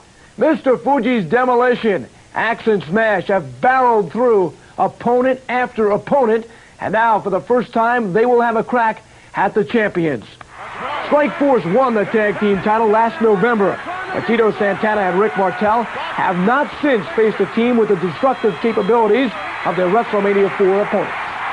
Strike Force, this is WrestleMania IV. This is what we've trained for. We've demolished every opponent, and we've forced the WWF into the tag team title match. You know, Strike Force, remember when you were a young boy and you were afraid to go to bed because the monster was going to get you?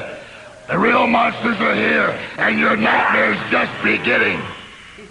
Well, Strike Force says the only thing just beginning is their championship reign. Yes, Demolition, you are 2 monsters, and now you want to take the belts away from Strike Force. Well, WrestleMania IV, we're going to find out what kind of wrestlers you really are behind all that pain. We know what WrestleMania is all about, Demolition. We know what we have to do. We're going to fight Strike Force style. Strike Force! Okay, also coming out in full force are the celebrities in WrestleMania IV.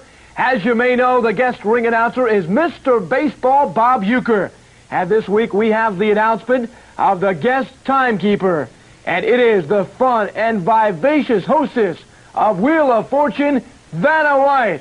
And Vanna is indeed looking forward to WrestleMania IV.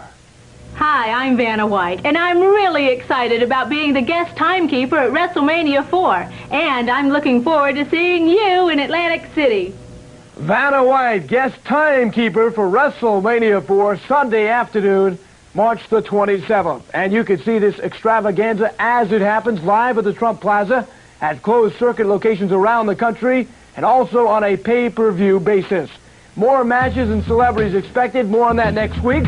For now, with the WrestleMania Report, I'm Craig DeGeorge. So the WWF and WrestleMania headed to Trump Plaza, if you will. We hear from Donald Trump putting over the big event. He's never had so many people asking for tickets to an event. Well, sure, you've given away the first several rows to your high rollers. And guys, remember last week, 2 matches were added to the big pay-per-view, and this week, 2 more matches added. As we heard, the grudge match going to go down. The Ultimate Warrior going to take on the mighty Hercules, as the Warrior stated that nightmares are the best part of his day. I wrote, wow, nightmares are the best part of his day. Also, tag team titles on the line. Strikeforce have nowhere else to run and hide. They will have to defend those titles against Demolition. I can't wait for that. And hey, the guest timekeeper for the main event, Miss Vanna White. Boy, I forgot how lovely she was way back then. Not that she doesn't look great for her age now. But if you guys really want to see a hot Vanna, head back to her first ever TV appearance, I do believe, where she appeared as a contestant on The Price is Right. Vanna White, come on down. As we roll on back to the ring, 6-man tag team action, Intercontinental Champion Honky Tonk Man teaming with the Hart Foundation, all managed by Jimmy Hart here, taking on the trio of Jerry Allen, Leaping Lanny Poffo, and hey, Omar Atlas. As Lanny, he hasn't been given a lot of poems lately, but apparently he has copious amounts of Frisbees to throw away. And as the action gets going, the Anvil going to slam Jerry Allen down into his own corner, allowing him to make the tag out to Omar Atlas, as the Harts deliver their version of the Demolition decapitation, taking Omar down to the mat. Never understood why they got to keep doing that move, while Demolition were using it very similar version as their finisher. And I really didn't think he'd do it here. But there it is. Jesse Ventura on commentary during this matchup brings it up. He admits his first match was against Omar Atlas right here in Wichita. But he does fail to mention that he lost. Classic heel Jesse Ventura, folks. But I thought that was pretty cool. Full circle. Omar Atlas in the ring, Jesse Ventura on commentary, and the Body not afraid to mention that, hey, I made my debut right here in the city, and it was against that man in the ring right there, Omar Atlas. Only difference was, Atlas was a veteran by that point and beat the rookie Jesse Ventura. Don't know that would have happened just a few months later. But back to the 6-man action here this week. Honky Tonk Man just standing on the apron, well, much like Lanny Poffo on the other side. I don't think Lanny even bothers to tag in here. But Honky's standing out there watching the Harts pick apart Omar until it's time to pick up the pieces of Omar, as Honky finally tags in to deliver one move, the shake, rattle, and roll neckbreaker, going to give the IC champion company the win, 2 minutes and 33 seconds. And remember, guys, Honky Tonk Man defending his Intercontinental title against Brutus Beefcake at WrestleMania, but the Hart Foundation, their run with the tag team titles has come to an end as they finish up their house show rounds with Strikeforce, mostly those 6-man cage matches we have going on right now, Honky and the Harts versus Macho Man and Strikeforce. And with Demolition now in line as the top heel tag team moving forward, there's little left for the Harts to do. There's really only 2 options for the Hart Foundation at this point. Turn them face or split them up. Or maybe they'll try a combination of. We'll have to wait and see. As we go on now, Craig DeGeorge, one more promo here this week on Superstars, standing by with the challenger for the IC title at WrestleMania. Here he is, Brutus, the Barber Beefcake. All right, the excitement continues to build as the countdown winds down to Sunday, March 27th, a big afternoon from the Trump Plaza Hotel and Casino in Atlantic City. WrestleMania 4 is coming, and of course, it gives us great pleasure here at the World Wrestling Federation to welcome our new guest timekeeper, Wheel of Fortune's Vanna White. Other celebrities, of course, Mr. Baseball Bob Uecker, the guest ring announcer, and there will be others announced in the coming weeks on our WrestleMania reports. The big matches, the news of late, Strikeforce will defend their tag team championship against Demolition, and the Ultimate Warrior has just signed to meet Hercules. Of course, the big story is the main event, the championship elimination tournament that eventually will decide from 14 wrestlers, 1 World Wrestling Federation champion. The Intercontinental title is also on the line with the Barber Brutus Beefcake as he goes up against the Honky Tonk Man and has a chance to emerge as the Intercontinental champ, the gold around your waist, perhaps, if you can beat the Honky Tonk Man. Well, brother, I don't have to tell you how sky high I am, because right now the goosebumps are running over my body as I think about the time. The clock is ticking away. Every minute, I'm become a little bit closer to the Intercontinental Heavyweight Championship. The opportunity of a lifetime. The dream, really, to wear the championship belt. To get the belt around my waist is all what I've worked all the hard hours, all the days and nights spent in the gym working out, in the ring, the blood, sweat, and tears. It's all coming down to WrestleMania IV in the March 27th Trump Plaza. Good grief. Atlantic what City. about a Can you WrestleMania believe IV haircut? Atlantic Is that City possible? would be the place where the Honky Tonk Man would get that greasy, slimy black hair all cut off. And the Beefer talking about all the training, all the blood, sweat, and tears up into this point. It all comes down to WrestleMania and the Honky Tonk Man for the IC title. So a new challenge lays ahead for Honky Tonk. We'll see how well he fares against Brutus the Barber Beefcake. As we continue on to Wrestling Challenge, February the 28th, new set of tapings as well. Tape back February 17th, Topeka, Kansas, at the Expo Center. As we hear from the building executive manager, Steve Rosenblatt. And I made a note here. Why do all these guys look the same, these building operators at the top of these shows? Cheap suit, glasses, balding, generic-looking mustache. Must have been what you had to do back then to get a job such as this. But we go off now to commentary. Gorilla Monsoon, Bobby the Brain Heenan welcoming us to the show as we head off right away to the feature matchup. It's the Birdman Koko B. Ware taking on former referee Dangerous Danny Davis. And in his corner, of course, the manager, Jimmy Hart, as Bobby Heenan has fun on commentary here in this one. Since he meets Koko as part of the six-man at WrestleMania, Bobby has all the jokes rolled out for both the Birdman as well as his pet Frankie here.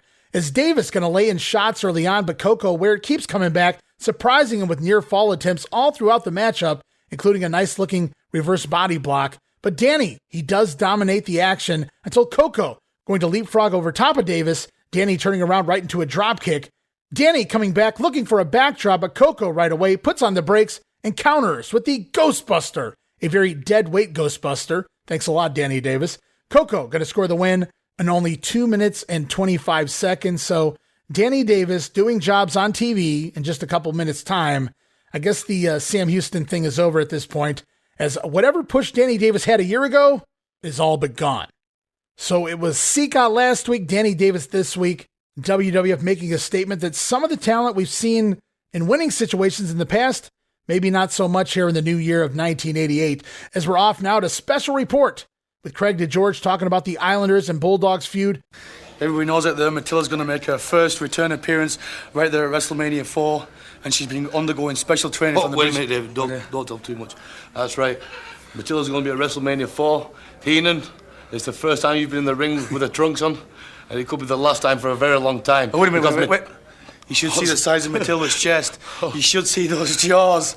The gripping, biting power of those jaws, isn't that right, Dynamite? That's right. We can't tell you too much. Highlanders, Weasel, but Matilda's looking great, and she just can't wait to get to WrestleMania 4. That's right, and Matilda enjoys it because that's the kind of match she can sink her teeth into.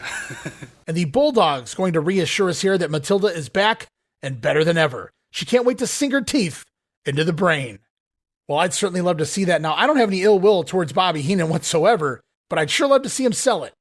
I guess I'm selfish that way. As we head back to the ring for singles action, Mike Richards standing by to take on the natural Butch Reed with the Doctor of Style Slick. We get an insert promo here from the Macho Man as he says, while Reed looks into the eyes of the madness, everybody else, they can look into the beautiful eyes of the lovely Miss Elizabeth. Yeah. Macho Man bringing Elizabeth into that promo there to show her off for the fans. Is Reed going to attack Richards early on? Full control all throughout the matchup, finishing him off with that top rope clothesline. Going to give the natural the win in 1 minute and 58 seconds. And we move on now to Craig DeGeorge. He's standing by with the former WWF champion. It's a backstage promo with Hulk Hogan. All right, stand by, as is Hulk Hogan. One moment we will talk with him about WrestleMania 4 and, of course, the Championship Elimination Tournament.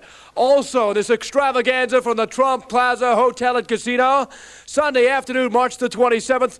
Well, a few matches we know about already. The six-man tag with Koko B and the British Bulldogs against Bobby the Brain Heenan, who dons the tights for the first time in over a year. And, of course, his Islanders. The Intercontinental Championship also on the line.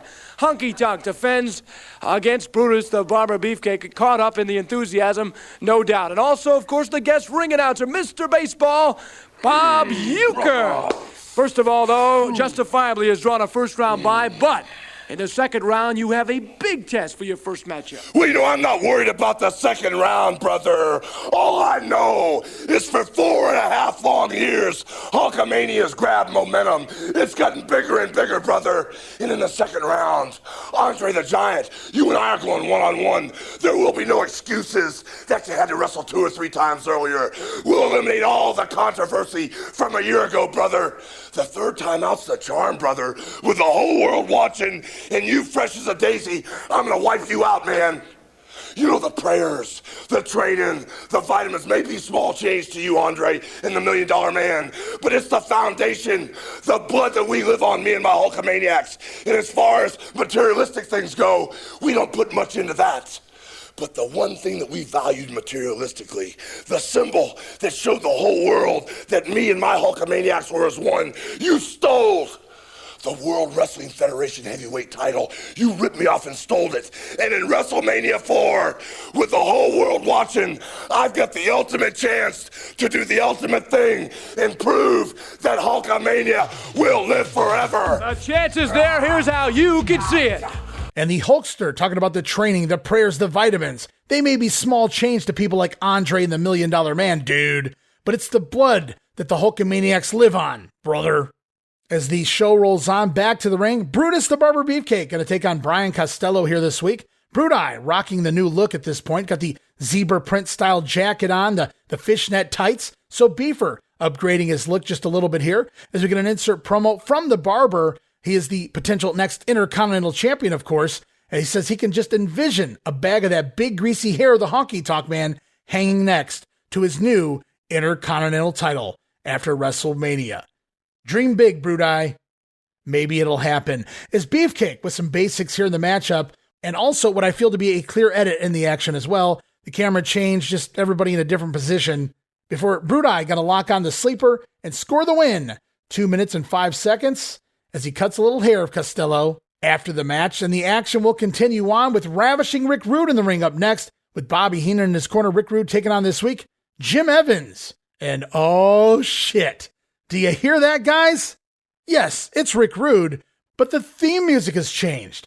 Rick Rude now rocking that stripper theme that we come to know for the next 3 years here in his WWF run. Now, hit the music.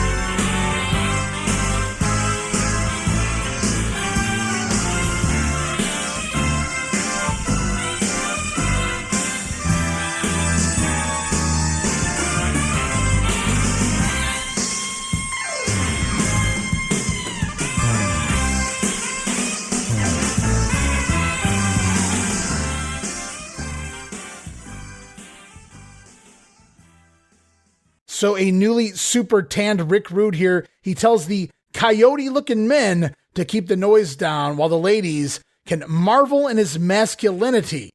Also, during this matchup, we get an insert promo from Rude's opponent at WrestleMania, Jake Roberts. He talks the top 14 men gunning for that title, warning Rick Rude once again to beware of the DDT. I don't think Jake needs to remind anybody, as Rick Rude has a new finisher of his own, the Rude Awakening. The Hangman's Neckbreaker going to put his opponent away here. 1 minute and 57 seconds. Total dominance from the Ravishing One as he really begins to flourish in his spot as one of the top heels in the Bobby Heenan family. As we continue on, Craig DeGeorge now standing by with the Honky Tonk Man. I'm sorry, make that the Intercontinental Champion Honky Tonk Man and his manager, Jimmy Hart. Jimmy Mouth of the South Heart involved in a big one, along with, of course, the Honky Tonk Man. His Intercontinental title will be on the line against the Barber. Brutus the Barber Beefcake, that's right. Don't you realize this is the greatest Intercontinental Champion of all time? I know he's going to come in the ring with those big scissors trying to chop my hair, trying to chop your hair, but it ain't going to work. It's not going to work.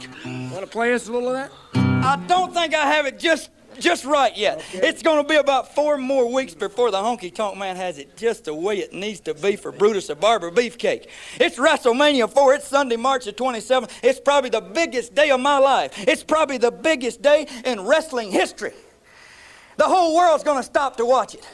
They want to see the Honky Tonk Man defend his title against Brutus the Barber Beefcake. They're saying, oh, the people on the street, they're talking now. They're saying, what's going to happen to old Honky Tonk Man's ducktail? What's going to happen if Brutus the Barber puts him to sleep? What's going to happen to Peggy Sue? What's she going to say? What's my mama going to think about me if I come home with no hair, maybe no sideburns? Not going to happen, Brutus, because Sunday, March the 27th, WrestleMania IV, I'm going to have this tuned up. Have you ever thought what happens if I hit you in the head with this and cut your hair? All right, he will be defending his Intercontinental Championship later on. More information about WrestleMania IV. And the greatest Intercontinental Champion of all time, Honky Tonk, promising to tune up Brutus Beefcake at WrestleMania IV. As we continue on, back to the ring, Bam Bigelow with Oliver Humperdinck taking on Frankie DeFalco here, as we get an insert promo from the duo who plan to go the distance at WrestleMania IV. I'm referring to Bam and Humperdinck, and One Man Gang, you're first on the list. Should note, Bigelow also mentioning that Rude and Jake are in their bracket, so we further confirm the bracket has been switched around here for the first round. As we get a cartwheel here today for the very first time in a couple months by the Bammer, and huge pops here for the fans throughout this matchup. The corner splash, Stinger Splash style by Bigelow onto DeFalco, and then running the ropes before jumping up in the air and delivering a diving headbutt, scoring the win in just 1 minute and 21 seconds. So we did get the cartwheel here this week, but Bammer moving away from his slingshot splash as a finisher, not really doing a whole lot of the other impressive things we saw him doing in the months prior. So we still got some aggravating issues clearly there with the knee, and the match again going extremely short, just a little over a minute, but Bam Bigelow continues to pick up steam heading in to WrestleMania. As we go off now to a special report, Craig DeGeorge up on the platform with the $1 Million Man, Andre the Giant, and bodyguard Virgil, as Andre says he's going to plow through Hulk Hogan, plus 2 more individuals to become the champion once again. I wrote, wouldn't one of those theoretically be Ted DiBiase? So there's a little bit of holes in Andre's plan here. Meanwhile, DiBiase addressing his first-round opponent, Hacksaw Jim Duggan, who doesn't have what it takes to beat the $1 Million Man. And as the promo comes to a conclusion, we see Andre tapping Teddy on the arm. He wants to get another word in edgewise, but we will never know what he had to say as we cut abruptly to a commercial break. But both men, Andre and DiBiase, sounding confident they're on their way to the finals and the championship, but there can only be one champion. And we've already determined that you can't sell the title, Teddy. So what exactly do you guys have in mind? As Wrestling Challenge rolls on, we get a replay from the Superstars WrestleMania report this week. So it's back to the ring for one more matchup featuring Demolition with Mr. Fuji taking on Sonny Rogers and Gary Jackson, as the Demos rocking some B-Show face paint for this one. It's the best way I could refer to it. Smash in red paint this week, and Axe only half of his face covered in paint. Come on, guys, it's Mania season. But as you may suspect, it is indeed demolish and destroy all match long clubbering at its finest. Dusty Rhodes would be proud as we see the Demolition decapitation put away Gary Jackson. 1 minute and 58 seconds, Demolition ready for their tag team title shot against Strikeforce. As we move on now, more promos lined up here. Craig DeGeorge going to have a pair of them. First with Hacksaw Jim Duggan, followed by the Hammer, Greg Valentine. Okay, some big news in regarding WrestleMania IV, the event from the Trump Plaza Hotel and Casino on Sunday, March 27th, 4 in the afternoon. We are all very excited about our guest timekeeper, none other than Wheel of Fortune's Vanna White. Also in, of course, the big news regarding 2 new matchups, Ultimate Warrior and Hercules in WrestleMania IV, and Strikeforce defending their tag team belts against Axe and Smash Demolition. Hacksaw Jim Duggan, part of the excitement in WrestleMania IV, the first round matchup. Baby. A first round matchup against the $1 Million Man, Ted DiBiase. Keeping time will be Wheel of Fortune's Vanna White, but you got to think about the $1 Million Man at this point. Oh, Hacksaw can't worry about looking some woman spin the wheel. What I got to think about is I've got an opportunity to catch a hold of the world title. And let me tell you something. I'm not looking over nobody. I'm not worried about who I'm going to have to wrestle in the second round. There's one thing in my mind. There's one thing in my heart. And there's one thing in my board. And that's Ted DiBiase going down. And that's where you're going, DiBiase. Down, right, tough guy. First round matchup. Also in the first round of WrestleMania 4, Ricky the Dragon Steamboat will take on Greg the Hammer Valentine. I talked with the Hammer earlier about that matchup. WrestleMania 4, the biggest and the baddest of ever. And the biggest chance for Greg the Hammer Valentine. The biggest chance for Jimmy Hart, the mouth of the South, to have the world title around my waist, to have the gold. WrestleMania 1 was big. I was a champion. WrestleMania 2, I was a champion. But now, the biggest chance of all. The championship that has eluded me. And Ricky Steamboat, I'm going right through you. You're going to feel the wrath of Valentine. You are going to feel the new Valentine. Especially when the Hammer comes crashing right down that skinny neck of yours, That's a Steamboat. tough test in round 1, though, Hammer. Very tough test against Ricky the Dragon Steamboat. Here's how you could see WrestleMania 4 as it happened. And we heard from both Hacksaw Doug and Greg Valentine with manager Jimmy Hart. Both men have words for their upcoming WrestleMania 4 opponents. Duggan has DiBiase. The Hammer has the Dragon. Valentine, he states, I was a champion at WrestleMania 1. I was a champion at WrestleMania 2. And when I leave WrestleMania 4, I'm going to be champion once again. Good promo there from Valentine. As we move on now to one last piece of business here this week on The Grenade, it's Primetime Wrestling for February 29th, 1988, hosted once again, Gorilla Monsoon, Bobby the Brain Heenan. As we roll off now to the intro, as the two men discuss some of the things we're going to be seeing here this week on Primetime. I'm Gorilla Monsoon. I'm your host, Bobby the Brain Heenan. Hello, everyone, and welcome to Primetime Wrestling. What a blockbuster of a lineup we have for you here this week. Your guy, Ravishing Rick, in the feature. And I won't be able to sit and call the color with you on that one and host the thing because I'm going to have to be at ringside because he's wrestling Koko B. Ware. I'm going to keep my eye on that miserable pigeon, Ernie. Well, usually, when we do these things out in the field and the live in the arenas, you don't give me anyone. You just get up and walk out. Well, that's the privilege I have is hosting the Sometimes you send some other piece of garbage in there to take your place. I think you're too tough on Lord Alfred. Please, I'm not talking about Lord Alfred Hayes. We also have a non-titles lady matchup here this week.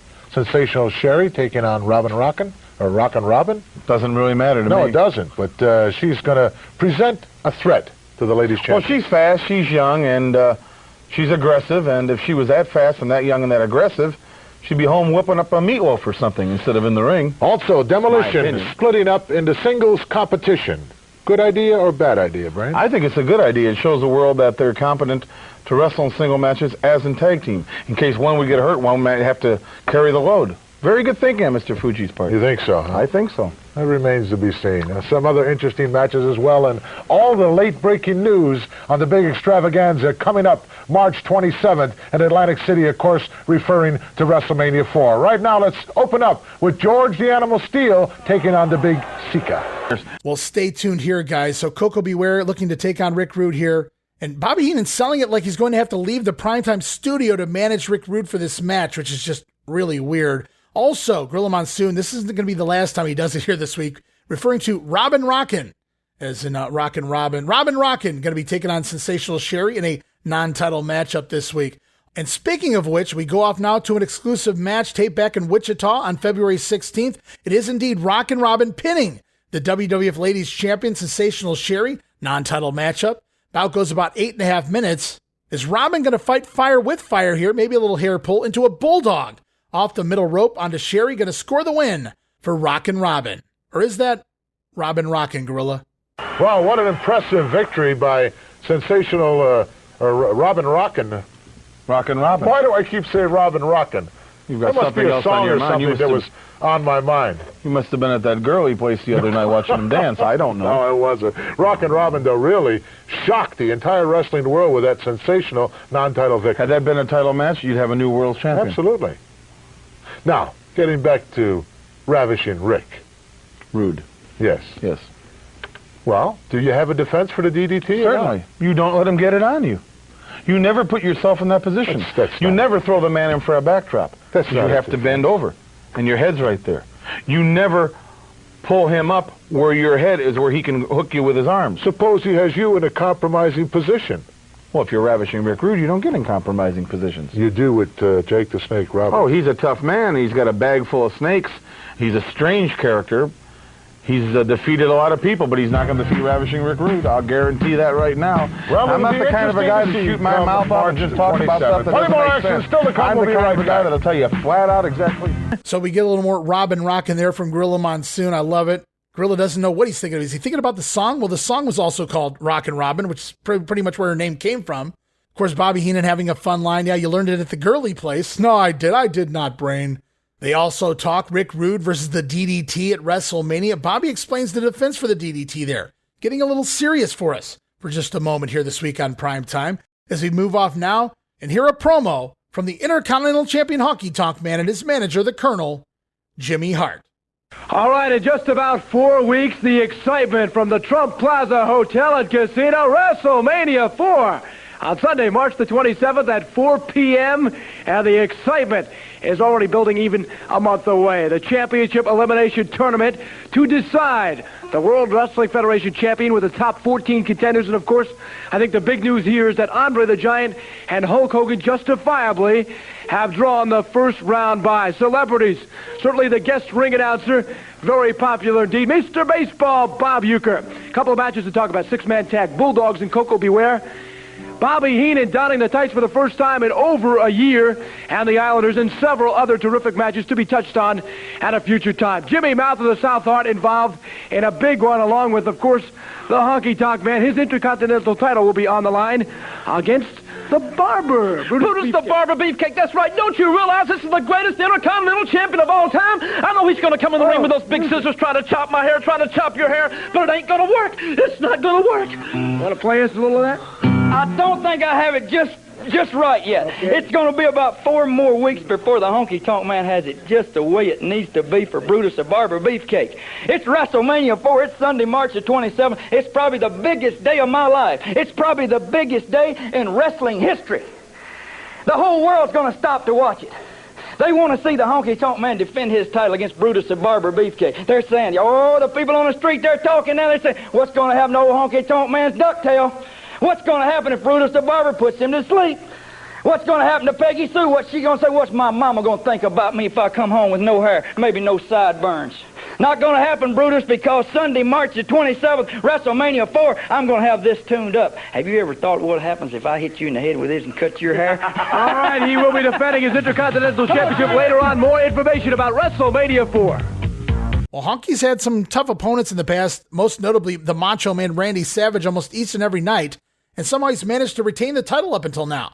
But now he has a new challenge on the horizon in Brutus the Barber Beefcake, upcoming in just 4 weeks' time, WrestleMania 4. Gonna have to wait and see how that one goes down as we roll on more exclusive action here this week. On Primetime this week, this time from Topeka, Kansas, February 17th taped. Going to see Ravishing Rick Rude defeat the Birdman Koko B. Ware on a countout. Match goes about 9 minutes. Koko winds up leaving the ring to chase Bobby Heenan to the backstage area. Heenan actually stole Koko's macaw. Frankie grabs the perch and all and runs backstage with it, forcing Koko to chase after him, causing the countout, allowing Rick Rude to score the win. Now Koko will return with Frankie in hand. Koko back in the ring, clearing the ring of the Ravishing one, but he will lose the match, and a very similar finish to a match we saw just a couple weeks ago involving the Bulldogs and a pair of Heenan family members. Remember, Heenan had the Bulldogs chase him backstage, causing the countout before the Bulldogs return and clear the ring of Hercules and Harley Race. Very similar finish here with the Birdman and Ravishing Rick.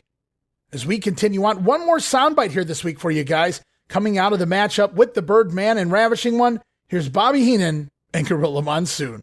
Well, you made a fool of yourself again. Not me. Despicable. What did I do? What was you going to do with Frankie? Well, see, what you didn't see is when Frankie was at ringside, there became something on the floor there. So I just took Frankie back to get some newspaper. That's all I did. You have no business touching that bird or touching that stand. There's an old saying, you're only as good as your last bird. Please, will you stop? Koko, you live by the bird, do you die by the bird? You won't be laughing come March 27th, I guarantee you. You can laugh now. Who won the match? Who won the match? Right. Ravishing Rick Rude. He wants the match. To put that miserable... Ravishing Rick didn't beat Koko. You know, that's a diseased bird. It is not. It is. You should have seen underneath that one wing. Oh, that thing's got maybe 2-3 weeks tops.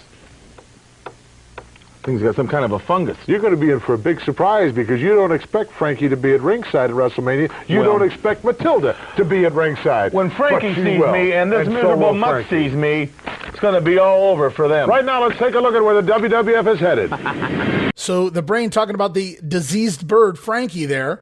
Heenan having a lot of fun at the expense of the Bulldogs and Koko B Ware as of late, as Gorilla Monsoon encourages them to laugh it up right now, Brain, because you're going to be paying for it very soon. As we close out this week's Primetime Wrestling, one more exclusive matchup taped in Wichita, February 16th, the Rougeau brothers. Jacques and Raymond, we haven't seen a lot of them in the last few months. Back on TV, at least primetime this week, scoring a win over the, well, we were talking about it on the house shows, the Alaskans, as they were known for a few matches there on the house show loop. That's Rick Renslow and Dave Wagner, the Rougeau brothers, defeating Renslow and Wagner. Match goes about 3 minutes. Raymond going to jackknife Wagner after Le Bon de Rougeau from the flying ass attack of one Jacques off the top. The Rougeau brothers successful here as we close out this week's edition of Primetime Wrestling. And we also close out this week's edition of the Wrestling Memory Grenade.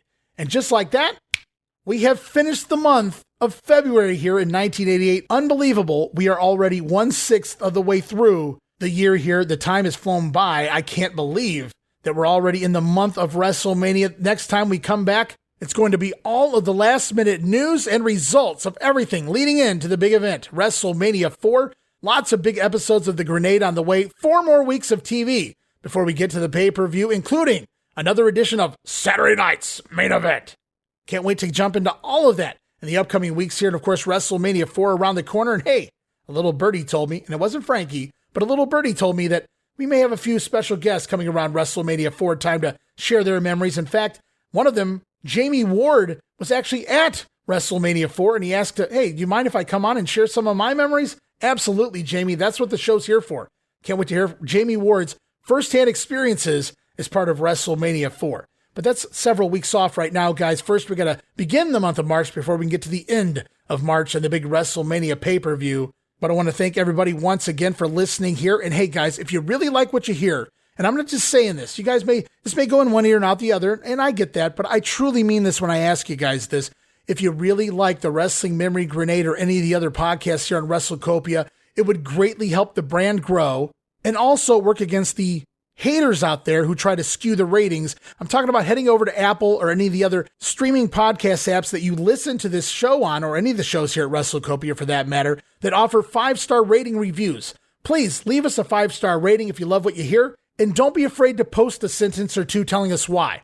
The star rating's great, but if you add a little bit of information, it's even more helpful. I'd really greatly appreciate any of you guys. If you truly like the product and all the time I put into all of the stuff here at WrestleCopia, please go over and leave us a 5-star rating. Greatly appreciated.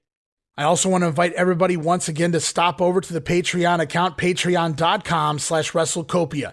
That address again, patreon.com/WrestleCopia. The $5 all access tier. So many gifts for $5, guys. It's criminal. I'm damn near giving it away.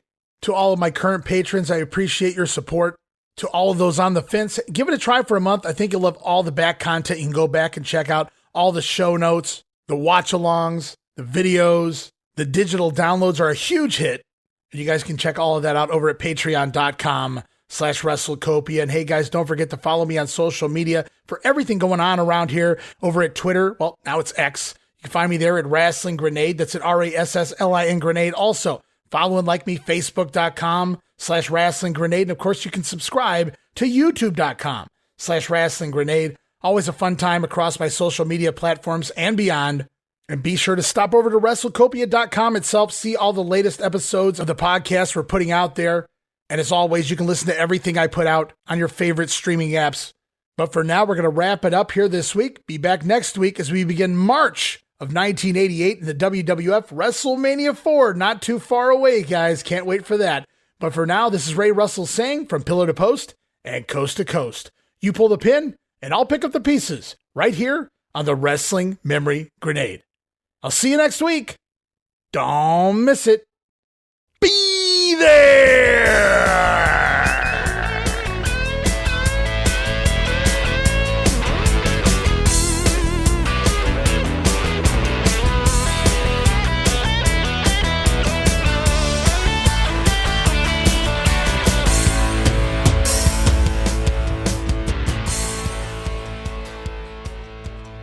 let me tell you beer-belly sharecroppers one thing.